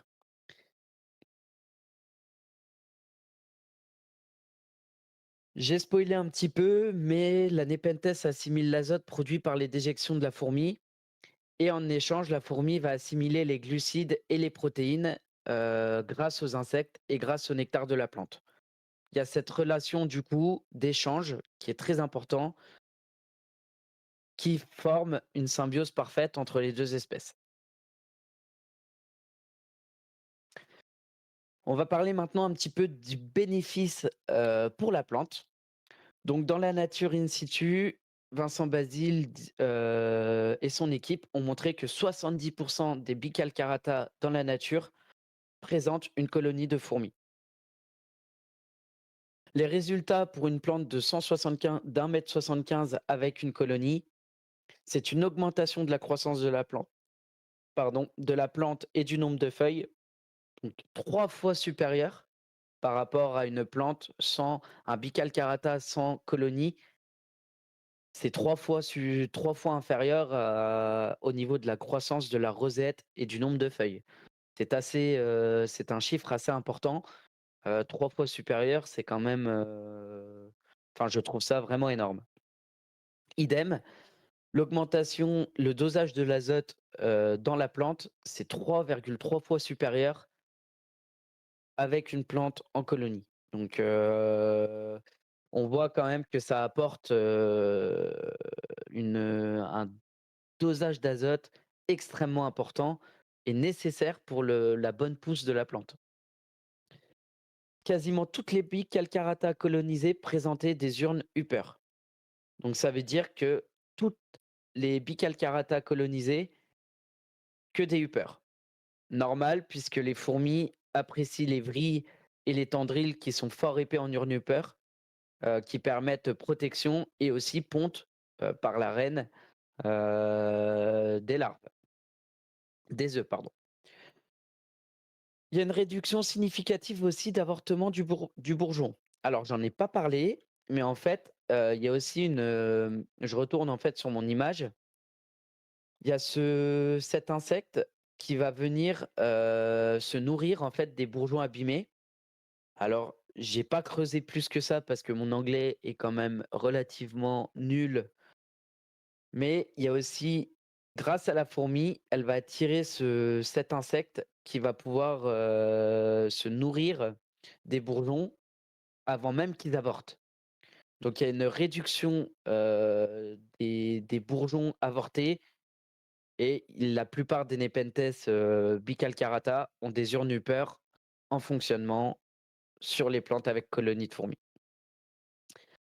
Il y a aussi une très très forte allongement de la durée du vie du piège. Les fourmis récoltant les insectes au fond du piège et évitent le pourrissement de ceux-ci, ça va faire 1, 2, 3, 4, j'ai perdu mes mots, excusez-moi. Ça va protéger le piège du pourrissement.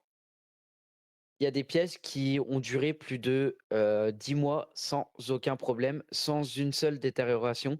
C'est un des La bicalcarata avec fourmi, c'est une des pièges qui durent le plus longtemps dans le genre Nepenthes.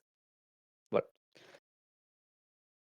Par contre, il y a le bénéfice est aussi pour les 2, donc c'est-à-dire que la consommation des proies est compensée par l'augmentation de la quantité, de la fourmi. Donc c'est une phrase assez barbante, parce que je ne savais pas comment l'expliquer. Mais en gros, il y a pas de la fourmi on peut penser que la fourmi va piquer les, insectes à la plante.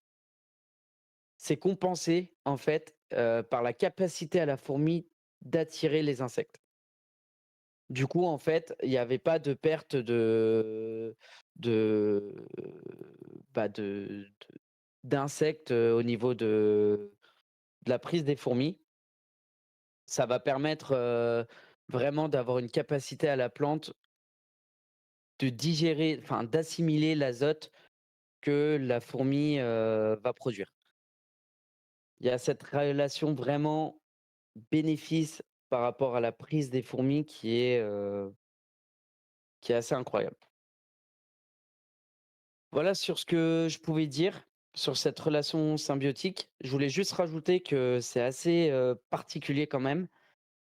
L'apical carata est une plante très très dure en culture. Au niveau, elle est très lente, elle est très capricieuse, elle demande une chaleur effectivement très importante, mais le fait qu'il y ait cette relation symbiotique qui est obligatoire pour que la plante pousse correctement, montre qu'en culture, intérieure, sans engrais, sans apport d'azote, elle poussera, très, très, très difficilement et je le vois avec la mienne, hein, au moindre changement déjà, bah, elle vacille,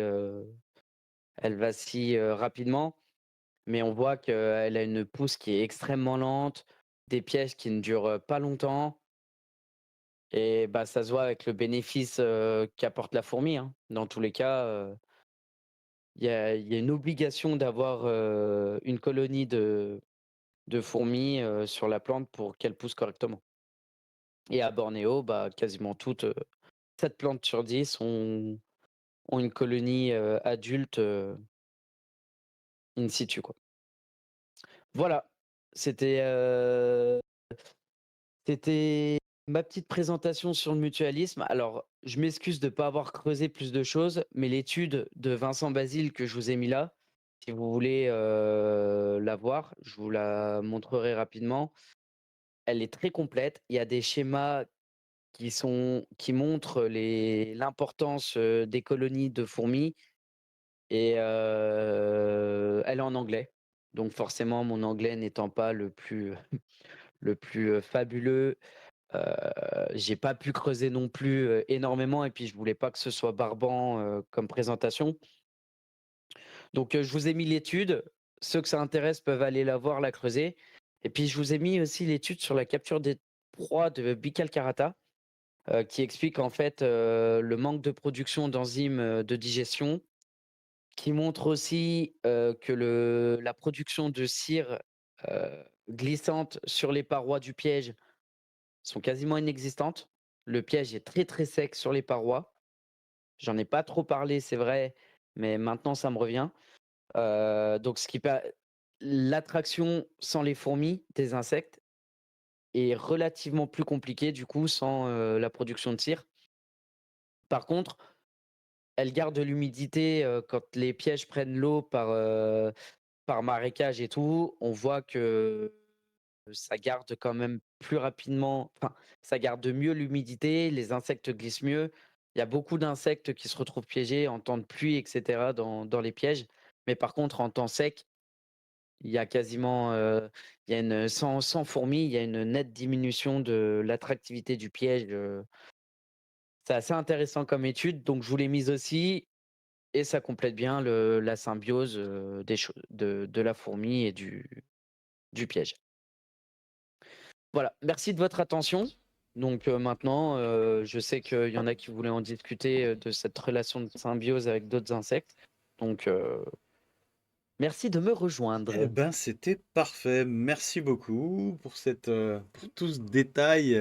Alors, tu peux couper ton stream si tu veux, Arthur. Tu peux Ouais, allumer ta webcam. On va récupérer la fenêtre qui va bien. Hop, ici. Merci, c'était cool, voilà. hein. Franchement, t'as géré. Hop, Merci. flop.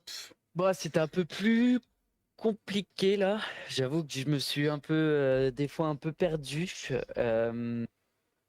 un peu plus compliqué, mais bon, j'espère quand même que ça a été, assez compréhensible.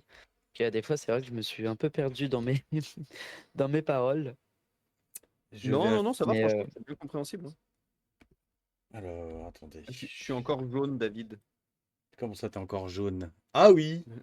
Qu'est-ce Ma que c'est que cet caméra, elle est de nouveau jaune. affichage?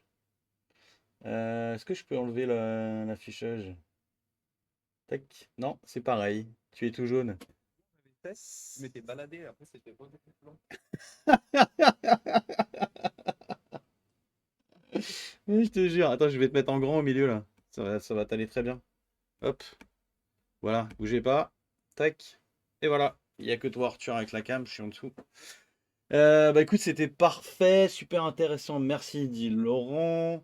Bateau Saïd nous dit merci. Johnny, telle Merci les fois. gars. Merci Vernon pour pour ton avis médical. C'est C'est la gentil, bière en Allemagne. c'est les saucisses et la bière. Bah oui, évidemment. Évidemment. Bon. Bon, si vous avez des questions sur le chat, n'hésitez pas. Je vais refaire un petit tour. On a dit tout à l'heure que le sondage ne marchait pas. Je suis un peu déçu. Pour tout dire, il y a des gens qui ont voté la dernière fois et ça a marché et là ça marche pas. Je sais pas pourquoi Arthur, la prochaine fois, il faudra qu'on fasse un test avant le live. J'ai l'impression que sur deux émissions différentes, il n'arrive pas à garder la deuxième fois, mais bon, on va voir. De quoi je dois vous parler? Parce que là, c'est vrai qu'il est déjà 22h35. Ça fait Ouais, un c'est vrai que je me sujet suis complet. peut-être un peu Ah non, trop. c'est parfait, que c'est parfait, franchement. C'est franchement excellent, il n'y a aucun problème. Il y a eu des échanges et tout, les sujets étaient ultra intéressants. J'espère que les débutants ont pris plaisir et ont pris envie d'attaquer par des hybrides de jardinerie, comme tu l'as dit, qui sont relativement simples. Je vais regarder le petit programme que j'avais prévu. Oui, pour ceux qui n'étaient pas avec nous, et d'ailleurs pour ceux qui étaient avec nous, le 1er mai pour la Journée mondiale des carnivores, j'ai créé une playlist. J'ai pas encore uploadé toutes les vidéos de cette playlist, mais pour l'instant, vous avez. Alors, je vais vous mettre le lien quand même dans le chat. Faut que je retrouve. Hop. Je vous mets un petit coup la playlist YouTube de la Journée mondiale des plantes carnivores. Voilà. Pour ceux qui n'étaient pas là, pour l'instant, j'ai uploadé les vidéos. Certains d'entre vous l'ont vu. J'espère que vous avez aimé. J'ai envoyé la vidéo de la visite du jardin des plantes de Caen qui nous avait été faite par Damien, qui donc travaille là-bas. Et Damien nous rejoindra pour la table ronde, la dernière table ronde de l'année qui aura lieu dans 15 jours, qui doit être le 19, si je dis pas de bêtises. Je vérifie, c'est ça, le 19 juin, on se retrouve pour une table ronde. Et donc, c'est Damien qui nous avait fait cette visite du jardin des plantes de Caen, qui sera avec nous. J'ai mis en ligne l'interview de Christophe Banas, qui est à l'origine de la Journée mondiale des plantes carnivores, qui est polonais. Et donc on a échangé par mail, j'ai fait par synthèse vocale ses réponses en français. Visiblement ça lui a bien plu, donc j'espère qu'à vous aussi. Nathan, qui a le groupe Facebook que vous devez sans doute connaître, nous a fait une visite de sa collection. Donc pour ceux qui veulent voir, c'est disponible dans la playlist. Et j'ai mis en ligne aussi la toute première table ronde où tu étais d'ailleurs, Lucas, avec nous pour bien débuter. Il y avait Oui, j'ai également vu. Alexandre Ponce. Et donc, si vous voulez voir, elle est également, la table ronde est donc aussi dispo dans la playlist YouTube si vous voulez voir ça. Je mets très bientôt les deux autres tables rondes et il y aura. Qu'est-ce qui manque dans le. Qu'est-ce que j'ai oublié dans cette histoire? Je sais plus, il manque deux ou trois vidéos. Il doit manquer les deux tables rondes et la vidéo complète, je crois, de la journée, du live qui a duré quand même pendant 6h30. C'était quand même plutôt cool cette petite journée. Voilà pour ce qui est des infos de notre côté. Est-ce que j'ai autre chose à vous dire de mon côté? J'avais pas noté autre chose. Je refais quand même le tour de ma petite fiche. Hop, ça c'est bon. Et ben c'est tout. Arthur, est-ce que tu veux nous parler un petit peu spécifiquement de quelque chose? Dis-nous. Ouais, bah, j'ai vu que comme Lucas il a parlé des interactions avec les Nepenthes et tout, là j'avais mis de côté quelques autres interactions qui existaient. Si vous voulez, je peux vous montrer deux, trois trucs. Ouais, avec plaisir. Alors attends, j'avais fait une présentation. Pas une présentation. J'en profite pour faire un Euh, petit sondage rapide pendant que tu te prépares, pour savoir si les gens voudraient qu'on se fasse un chill con carni tous les deux en juillet, en août, et si c'est le cas, bah, plutôt à quelle date que vous nous disiez un petit peu quand est-ce que vous êtes oui, dispo en juillet, août. Je sais que ça fait une éternité que tu me dis, eh, on fait un chill con carni. Ce serait quand même pas je mal qu'on se menace remette à... de oui. Voilà, c'est ça. Du coup, si vous avez des dispos en juillet, août, dites-nous un petit peu quand ça vous arrangerait qu'on le fasse, quels sont les jours qui vous intéressent. Je rappelle que c'est une émission où on discute un petit peu de tout et de rien. On aborde des sujets, on regarde des vidéos, on regarde des sites, on regarde des infos, tous ensemble. C'est un peu moins cadré que nos conférences et nos tables rondes. Du coup, bah, ce serait bien qu'il y ait un peu de monde. Donc, juillet, août, donnez-nous un petit peu vos dates de dispo qu'on s'organise. Arthur, tu as Ouais, attends, partagé quelque chose, je sens. tac, c'est bon, j'ai partagé. Attends, faut que je récupère ta fenêtre. Je ferme ça. T'as Vernon Hop. juste qui posait une question par rapport à la hauteur des pots et des lianes. Ouais. Juste si on pouvait lui répondre ensemble Vas-y, vas-y. Pas de souci. pour éviter de zapper parce qu'il va encore râler. Ah, mais il râle tout le temps alors. Ouais, non, mais Vas-y, je voulais vas-y. pas le dire, hein, mais Vas-y, tu nous as vas-y. devancé. Vas-y, vas-y. Réponds-lui, pas de souci. Bah, alors le système racinaire, perso, je le connais pas. Je sais pas si vous autres dans le chat et tout, en termes de système racinaire. Après, tu vois, Gracilis, il monte beaucoup, mais j'ai pas eu l'impression qu'il y avait des tonnes de racines. Tu vois, si je prends son exemple, j'ai pas l'impression qu'il y a des racines. À un moment, ça s'enroule quand même autour du pot et il faut changer. Mais ça peut, dans un petit pot, rester 2 3 ans. Mais après, je pourrais pas être plus 25 à 30 centimètres de diamètre. Ouais, c'est déjà pas mal comme pot, hein. Ah C'est oui, déjà un beau pot. il y a au moins 8 ou 10 litres là, non? Dans un pot comme ça, ouais.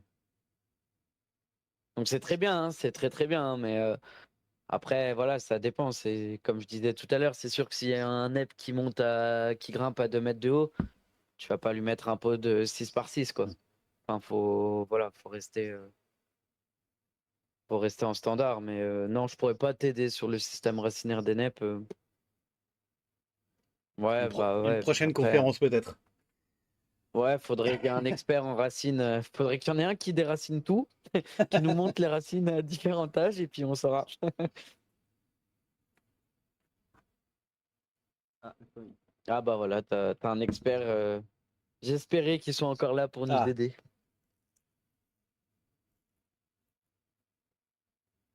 des poubelles de 80 litres. Oh, c'est fou. Ah, c'est assez dingue, ouais. Ok. Ça en fait de la tourbe. Effectivement, ouais, ça fait quel poids, ouais. Ta poubelle, elle fait Ça en fait, hein. 350 kilos. Bah oui, c'est ça. La Au vache. moins. 80 litres. Ouais, c'est quoi? Oui, c'est un sac complet Ouais, c'est les grosses poubelles de noires, tourbe, là, quoi. un peu. Ah, c'est ça, ouais. Mm. Pas mal. Je pensais pas que ça pouvait être aussi gros, tu vois. Puis il y avait des gens qui cultivaient.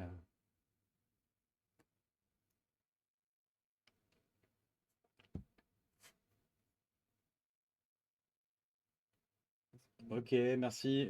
Pour les NEP Epifit, il n'y a pas beaucoup de systèmes racinaires en gros.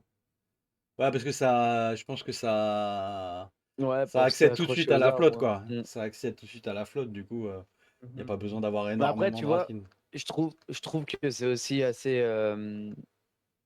Enfin, ça reste assez général aussi parce que tu vois que t'as des Nepenthes qui vont pas du tout se mettre épiphyte alors que pourtant ils vont le faire.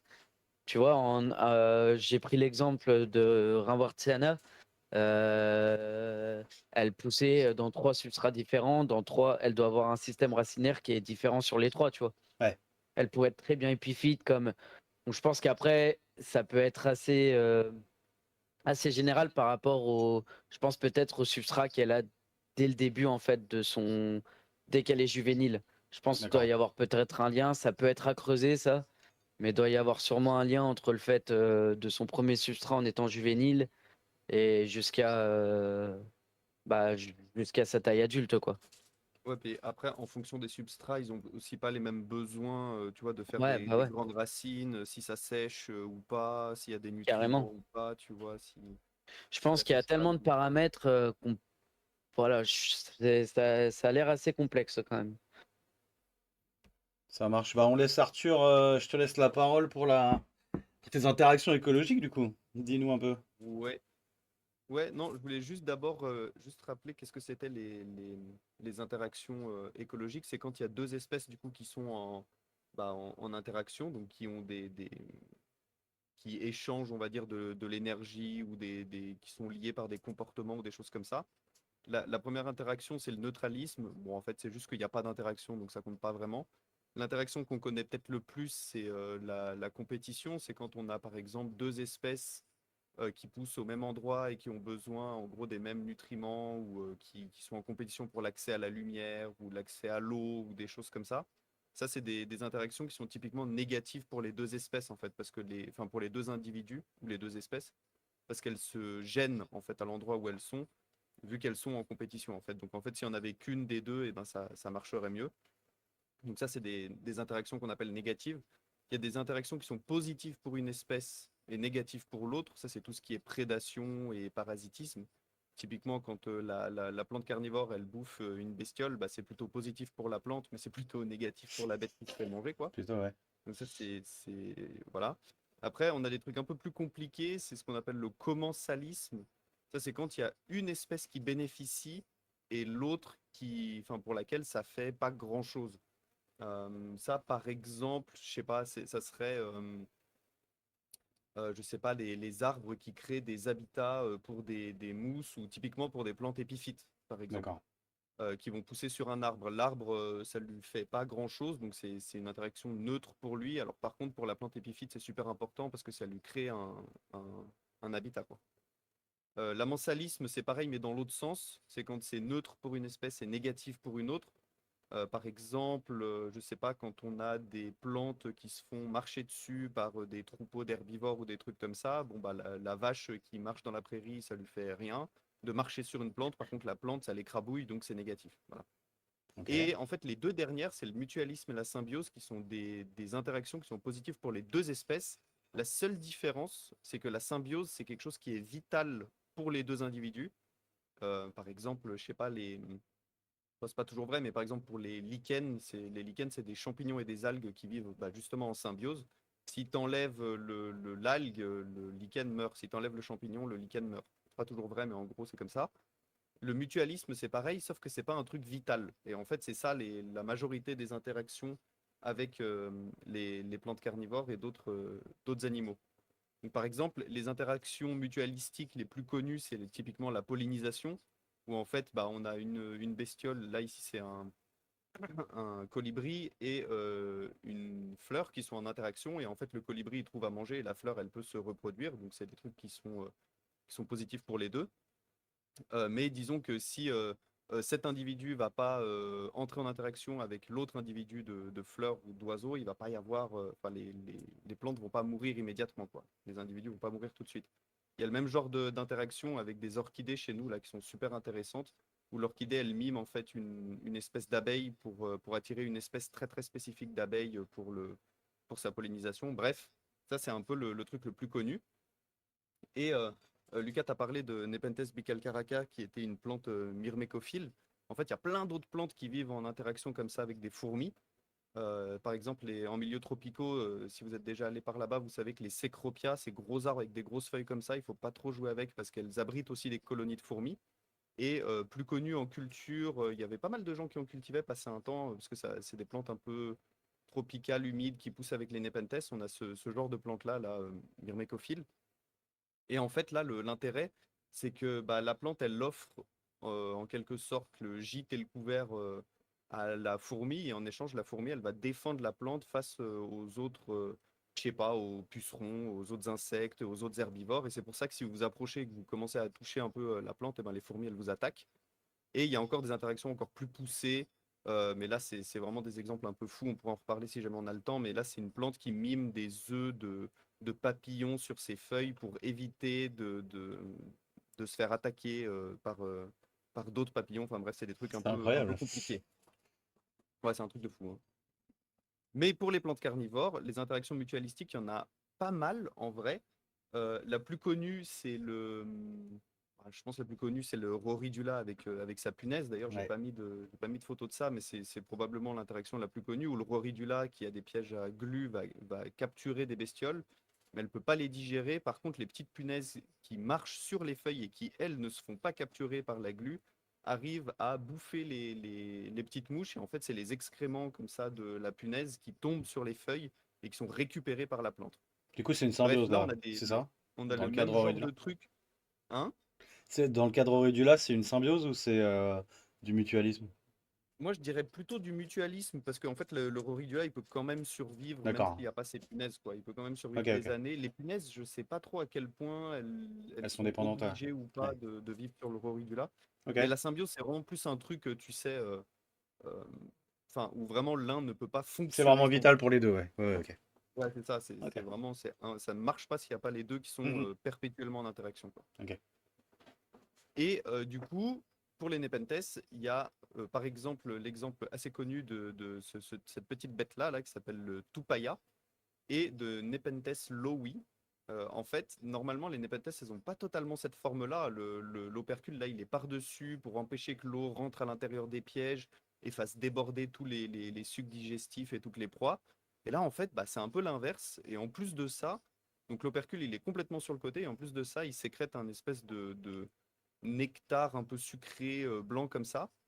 Et en fait, des gens se sont rendus compte que quand cette espèce de petit toupaya là, il va manger l'espèce de nectar ici, bah, il a les fesses qui sont vraiment situées juste devant l'ouverture de la plante. Et en fait, la plante, elle récupère ses nutriments avec les excréments de cette petite bête là, qui, je crois, se nourrit, je sais pas, à plus de 80% de ce nectar là, quoi.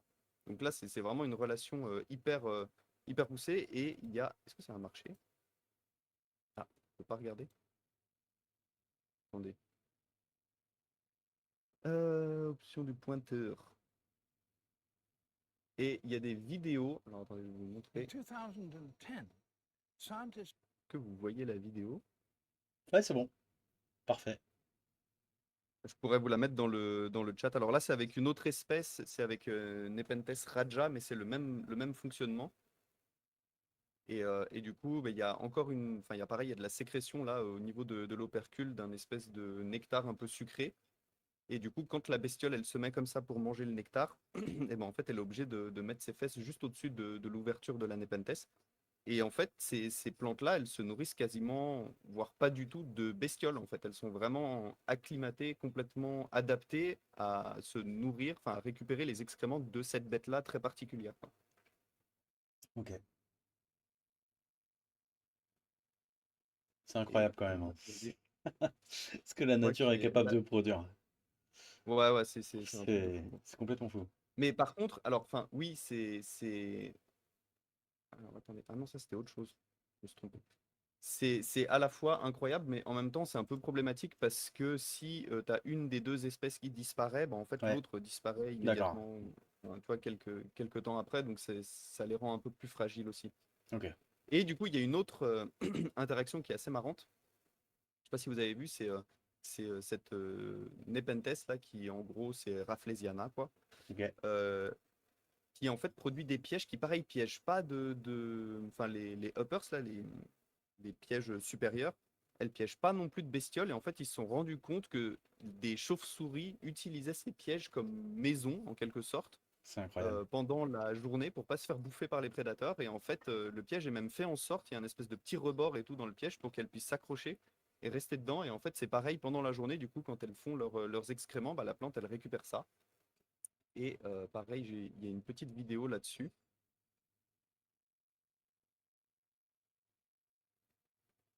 Je vais avancer un peu parce que d'abord ils expliquent pendant super longtemps.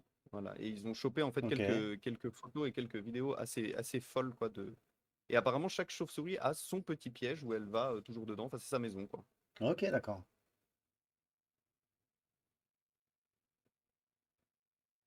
Ça fait quelle taille un piège comme ça? Qu'on se donne une idée de la taille de la chauve-souris? Je pense que ça doit faire une bonne vingtaine de centimètres de hauteur, un Ok. truc comme ça. C'est des petites chauves-souris, quoi. Ouais, c'est un truc qui fait 30 grammes, quoi. Ouais, d'accord. Ok. Ok, ok. Ah Elles ouais. sont trop belles, hein, par contre, Ah, les carrément, plantes, ouais. ça abuse. Mais voilà. Et du coup, vous pouvez chercher ça. Il y a eu tout un article aussi scientifique avec toutes les données pour expliquer pourquoi, comment et tout. Mais bref, Ok. trop intéressant. Voilà, je voulais juste Incroyable. vous montrer ça. J'avais rien d'autre à vous présenter. Mais il y a encore plein d'autres trucs à dire d'ailleurs. Bon, je vais couper ma présentation, mais il y a encore Vas-y, plein d'autres vas-y. trucs à dire. C'est incroyable. Attendez, je vais juste fermer. Vas-y. Hop. Fermer le stream. Et il y a toi, en Il y gros. a, il y a C'était bien? encore plein Ouais, d'autres c'était bien. trucs à dire assez intéressants parce que par exemple, toutes les plantes carnivores qui sont pas capables de digérer elles-mêmes en fait leur proie. Est-ce que c'est pas aussi finalement ce genre d'interaction, tu vois, qu'il y a, je sais pas, pour Sarracenia purpurea par exemple, qui dépend tu vois, de bactéries pour digérer ses proies, c'est un peu pareil aussi en fait, hein. Ah oui, bah là, tu vois, comme je disais, Bicalcarata, tu es obligé d'avoir d'avoir les fourmis parce qu'elles ne sécrètent aucune enzyme de digestion, aucune. Comparé aux autres Nepenthes, Ah ouais, je crois que ça ça l'acidité non l'acidité est moins grande, hein, je crois que c'est ça. ouais, Effectivement, exactement. ça fait que la fourmi peut nager.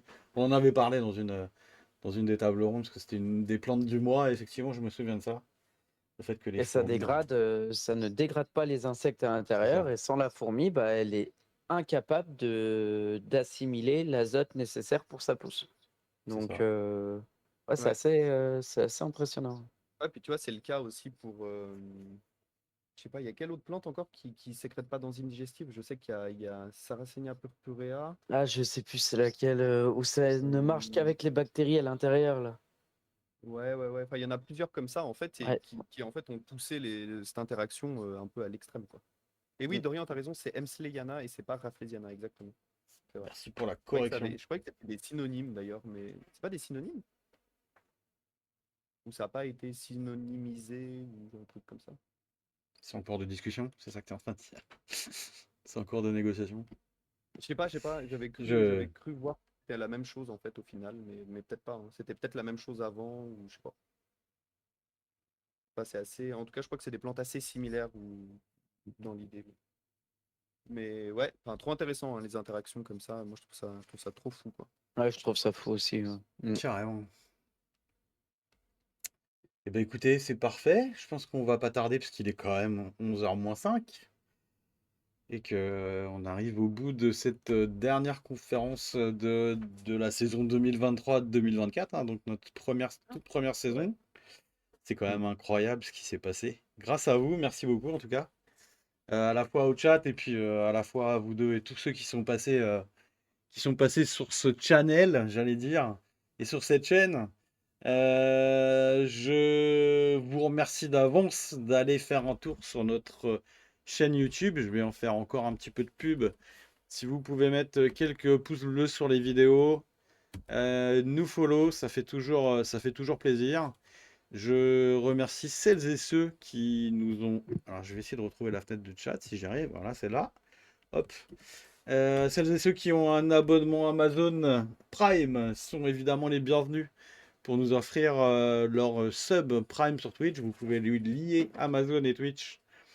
Et une fois par mois, vous avez le droit d'offrir un abonnement et de vous offrir un abonnement sur notre chaîne. Donc c'est gratuit, ça nous permet d'avancer un peu, ça fait aussi bien plaisir.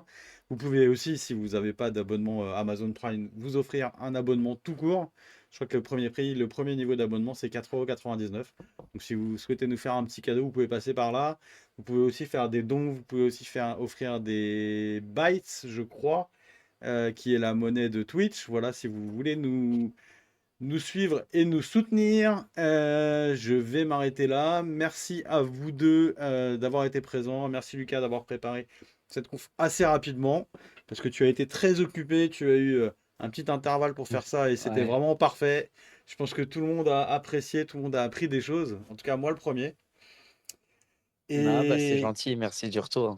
merci C'est gentil. beaucoup. Ça m'a fait On met plaisir de venir, ce soir, hein. Bon, ouais, c'est cool, franchement. Déjà, la dernière table ronde qu'on avait fait à l'EE de Nancy, ça s'était bien passé. Là, encore une fois, tu participes. Merci beaucoup. Je pense que pour toute la communauté, c'est un vrai avantage d'avoir des gens qui participent et qui se donnent dans notre projet. On se retrouve dans 15 jours. Donc, ce sera le 19 juin pour la dernière conférence, la dernière table ronde de la saison 2023-2024. On arrête en juillet-août. Il n'y aura pas de conférence ni de table ronde en juillet-août. On recommence en septembre. On a déjà quelques conférences qui sont prévues. On va avoir du Céphalotus, normalement par Charles. Il y a Occitanie Carnivore qui va nous faire, je crois, quelque chose sur les osmoseurs. On va avoir une personne qui va venir nous parler d'éponges carnivores. On va essayer de faire un petit peu le lien avec les plantes carnivores. Et on aura aussi un professeur du secondaire qui va sans doute venir nous parler de photosynthèse et d'éléments un peu plus complexes que les sujets dont on parle d'habitude. Donc ce sera un petit peu plus haut niveau que d'habitude, mais il en faut pour tout le monde. Donc on a décidé évidemment d'accepter sa proposition. Donc tout ça, ce sera septembre, octobre l'année prochaine. On a aussi une Alessia qui viendra quand elle pourra, parce qu'elle est très occupée, nous parler de l'entretien des tourbières. et de ce que font du fait que les tourbières sont des environnements ultra fragiles, comment on les entretient, de quelle manière, avec quel fond, qui fait ça. Voilà, tout ça, on aura les informations au début de l'année prochaine, donc à partir du mois de septembre. Messieurs, je vous remercie. Merci au chat d'avoir été là encore une fois. On se retrouve dans 15 jours, donc pour la prochaine et la dernière table ronde de 2023-2024. Merci beaucoup, messieurs. Bonne Sans soirée. oublier un chill con carne aussi On va en faire pendant un. l'été. Promis, on fait un chill con carne pendant l'été, il n'y a pas de problème. Messieurs, bonne soirée. Le chat, bonne soirée. Merci encore. Merci beaucoup, bonne soirée. À bientôt. Merci. Allez, ciao, ciao.